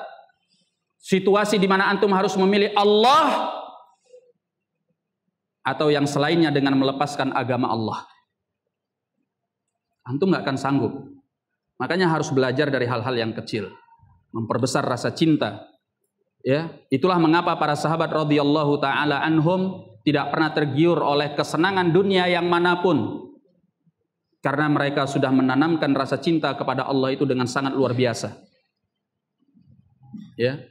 Walaupun ditawarkan kepada mereka dunia dan seisinya, mereka tidak akan pernah memilih dunia dan seisinya dibandingkan cinta kepada Allah Subhanahu wa taala. Mereka tinggalkan harta mereka, mereka tinggalkan keluarga mereka, mereka tinggalkan bapak mereka, ibu mereka. Mereka pilih cinta kepada Allah dan Rasulnya sallallahu alaihi wasallam. Kita belum tentu sanggup dihadapkan kepada situasi yang seperti ini kalau kita tidak pernah belajar untuk hal-hal yang kecil, lebih mendahulukan cinta kepada Allah daripada yang selainnya. Jadi yang keempat kata beliau, berupaya untuk mendahulukan cinta kepada Allah daripada mencintai hawa nafsu dan syahwat ketika hawa nafsu dan syahwat itu bergejolak. Nah, wa in sa'ubal murtaqa, kata beliau, walaupun jalannya akan sulit, penuh dengan tantangan. Al-khamis, yang kelima adalah mendalami tentang nama-nama dan sifat-sifat Allah. Kita nggak akan mungkin semakin mencintai Allah kalau kita nggak kenal kepadanya. Ya. Sudah azan ya? Sudah masuk waktu sholat? Sudah? Belum? Lama juga ya? Jam berapa waktu sholatnya? Jam 1? Hah? Oh, 12.52. Sudah hampir ya? Baik. Yang kelima, mempelajari al-asma was sifat. Ya. Dari nama-nama dan sifat-sifat Allah, kalau kita pelajari secara lebih dalam, semakin kita kenal dengan Allah, semakin kita mencintainya. Makanya orang-orang yang pergi umroh itu bagus sekali kalau masuk ke Ma'rad al-asma was sifat di Madinah. Ya. Jadi di samping Masjid Nabawi itu ada Ma'rad al-asma was sifat namanya. Museum al-asma was sifat. Tapi kayaknya sekarang sudah ditutup karena mau ada pembangunan. Ya, sebelumnya dibuka. Nah, di situ kalau orang masuk, kalau jamaah masuk, biasanya ada guide-nya. Jadi kita akan dibawa untuk memahami nama-nama dan sifat Allah. Dari penjelasan-penjelasan itu akan membuat kita semakin mengerti tentang Allah. Apalagi ada visual gitu ya. Tentang kedahsyatan penciptaan langit dan bumi dan sebagainya, dikaitkan dengan kemahadahsyatan nama-nama dan sifat Allah Subhanahu wa taala. Ya, nama Allah Ar-Rahman, Ar-Rahim, Al-Ghafur. Ya. Kemudian nama-nama yang lainnya. Kalau kita pelajari secara lebih mendalam, kita akan semakin mencintai Allah. Misalnya seperti Ar-Rahman, Ar-Rahim. Kita nggak akan pernah bisa hidup tanpa kasih sayang Allah. Cobalah kita pikirkan, Anda bisa bernafas tanpa Allah? Bisa? Bisa nggak? Nggak bisa. Anda selalu membutuhkan Allah bahkan pada setiap detik. Kalau bukan karena kasih sayangnya, Anda nggak akan ada di muka bumi ini. Ya, pelajaran-pelajaran yang seperti ini memperkenalkan kita dengan Allah melalui nama dan sifatnya, membuat rasa cinta itu akan semakin dalam. Makanya ada pepatah apa? Tak kenal, maka tak sayang. Ya, gimana kita mau sayang orang nggak kenal? Kamu siapa gitu? Ya, setelah kita kenal, oh masya Allah, ternyata orangnya baik sekali. Di mana tinggalnya? Di Aceh gitu kan? Orang Aceh. Tinggalnya dekat Pondok As-Sunnah gitu. Ya, As-Sunnah ya. Ya, masya Allah, baik sekali. Ya, kalau ada orang nggak mampu ditolong, ya, orangnya ramah, salam, senyum, luar biasa deh. Membuat orang jadi senang gitu ya kan? Kenapa? Karena kenal. Kalau nggak kenal, siapa nih orang jenggot-jenggot ini? Gitu kan? Lihat wajahnya sudah sangar gitu. Nggak kenal masalahnya. Begitu dia kenal, masya Allah. Antum di mana ngajinya ya akhi? Ana mau dong ngaji. Karena kenal. Nah, begitu juga dengan Allah Subhanahu wa taala. Bagaimana Anda akan semakin mencintai Allah? Anda nggak kenal dengan Allah. Bagaimana akan rasa cinta itu semakin besar sementara kita tidak faham tentang Allah Subhanahu wa taala. Nah, itu kalau kita mempelajari al-asma was sifat dengan lebih baik dan menanamkannya di dalam hati, ini membuat rasa cinta yang luar biasa kepada Allah Subhanahu wa taala. Kemudian yang keenam adalah mengingat-ingat akan kebaikan dan nikmat-nikmat Allah, baik yang tampak ataupun yang batin, yang diberikan oleh Allah kepada kita. Ya. Mengingat-ingat nikmat Allah ini akan membuat kita semakin mencintai Allah. Kadang banyak orang yang hanya diingatnya adalah musibah yang Allah timpakan kepadanya. Kalau musibah yang Allah timpakan kepadanya diingat-ingat sepanjang hidup. Nggak pernah lupa dia.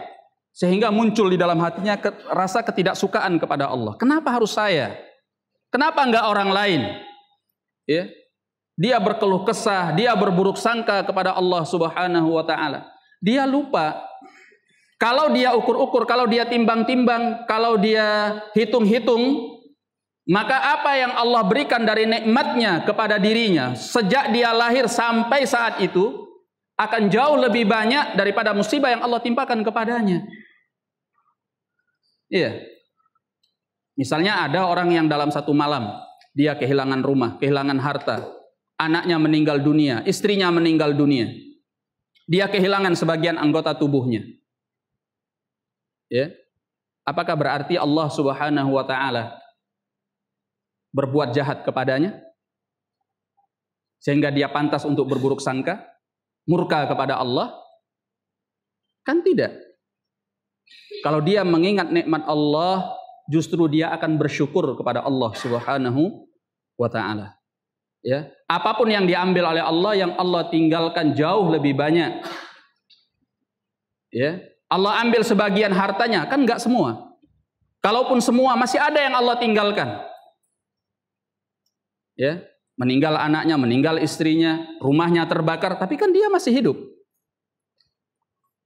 Ya, dikira dia gratis bernafas itu. Kalau kamu beli satu nafas itu nggak bisa dinilai dengan uang. Di mana kamu ingin beli satu nafas? Maka ingat nikmat Allah Subhanahu wa taala. Itu yang akan membuat kita semakin mencintai Allah. Makanya orang-orang hebat dari kalangan salaf, seperti apapun musibah yang menimpanya, dia selalu bisa bersyukur kepada Allah. Justru malah dia bernikmat-nikmat dengan musibah tersebut. Karena yang diingatnya adalah nikmat Allah, bukan musibahnya. Ya. Kalaupun ada musibah, yang diingatnya adalah hikmah yang Allah inginkan dari musibah tersebut. Sehingga hatinya tidak pernah terlepas dari mencintai Allah Subhanahu wa taala. Maka ini yang keenam. Ya, mengingat-ingat apa yang telah Allah berikan kepada kita. Makanya coba perhatikan surat Ad-Duha. Di dalam surat Ad-Duha Allah Subhanahu wa taala mengatakan kepada Nabi, "Alam yajidka yatiman fa'awa." Kata Allah, bukankah Allah telah mendapatimu dalam keadaan engkau seorang anak yatim? Ya, enggak punya bapak ketika engkau lahir. Fa'awa, siapa yang memberikan perlindungan kepadamu, kata Allah. Ya. Wa wajadaka ailan wa wajadaka dhallan fahada. Dan dia mendapatimu dalam keadaan sesat. Lalu dia memberi petunjuk kepadamu. Ya. Dhallan itu memang secara bahasa artinya sesat.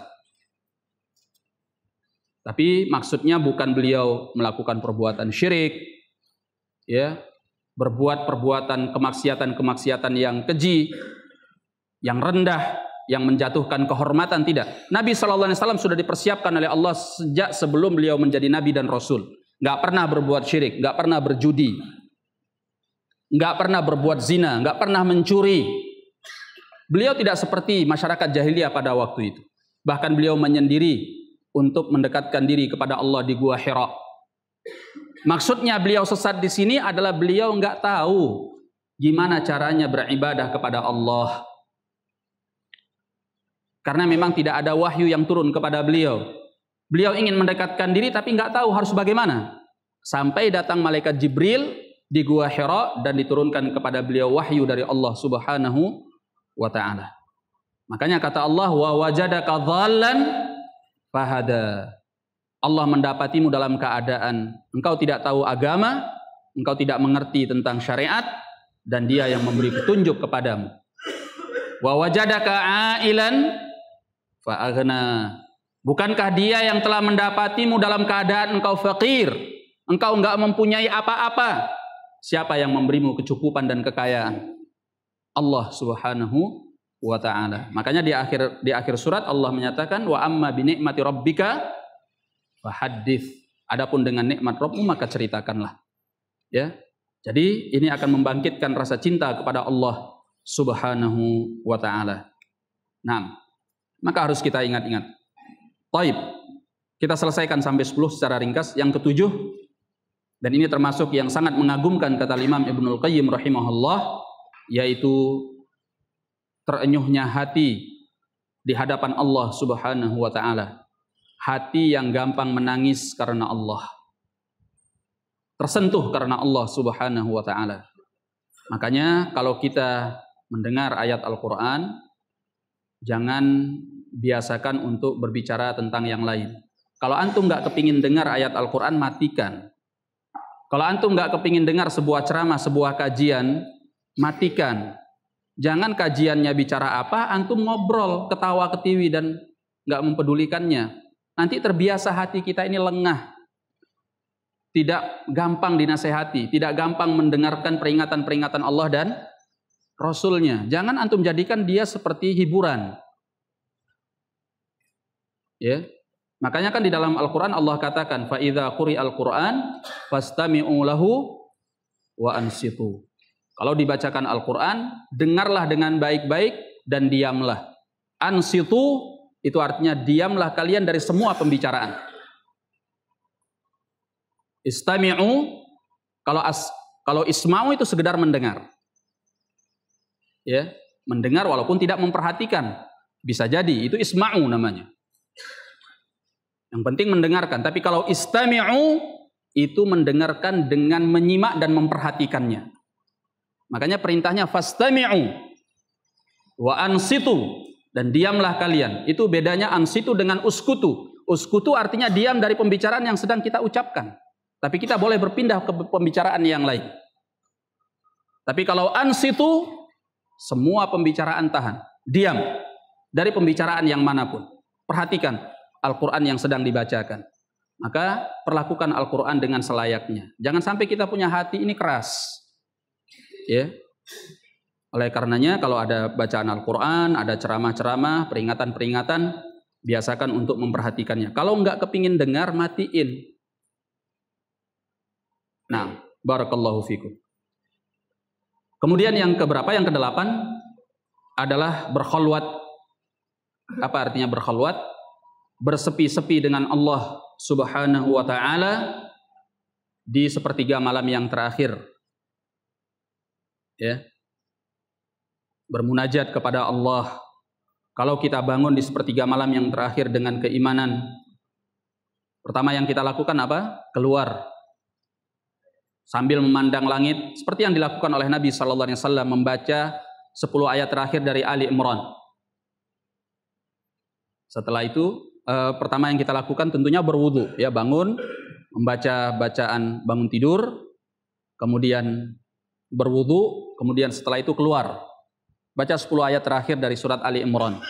Setelah itu masuk, laksanakan ibadah kepada Allah, salat malam, salat witir. Kalau sudah selesai dan waktu masih ada, baca Al-Quran, berzikir kepada Allah, berdoa kepadanya. Nah, ini kalau dilakukan dengan keimanan akan menambahi rasa cinta kepada Allah Subhanahu wa ta'ala. Yang ke-9 adalah bergaul dengan orang-orang saleh yang jujur keimanannya dan selalu mencinta kepada Allah. Pilih lingkungan yang baik, orang-orang yang selalu mendekatkan diri kepada Allah.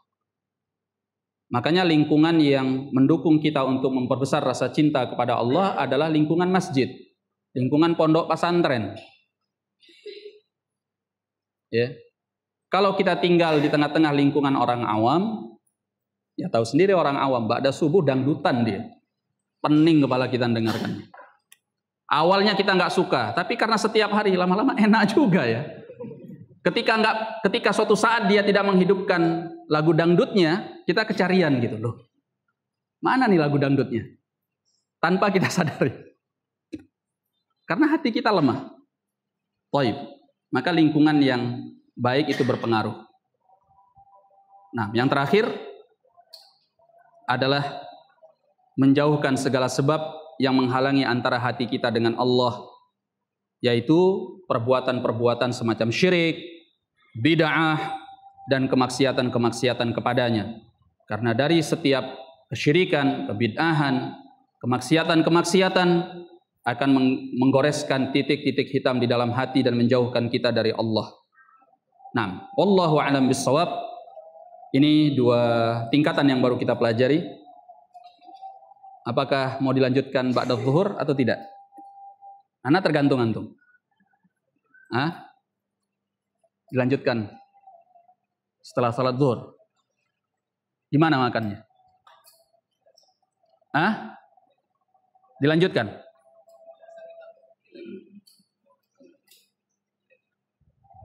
Taib. Ya mungkin bisa kita lanjutkan sebentar ya. Sekitar berapa? Setengah jam. Jadi ba'da salat zuhur langsung kita lanjutkan setengah jam kira-kira. Taib, barakallahu fikum. Kita sudahi dulu. Billahi taufiq wal hidayah. Assalamualaikum warahmatullahi wabarakatuh.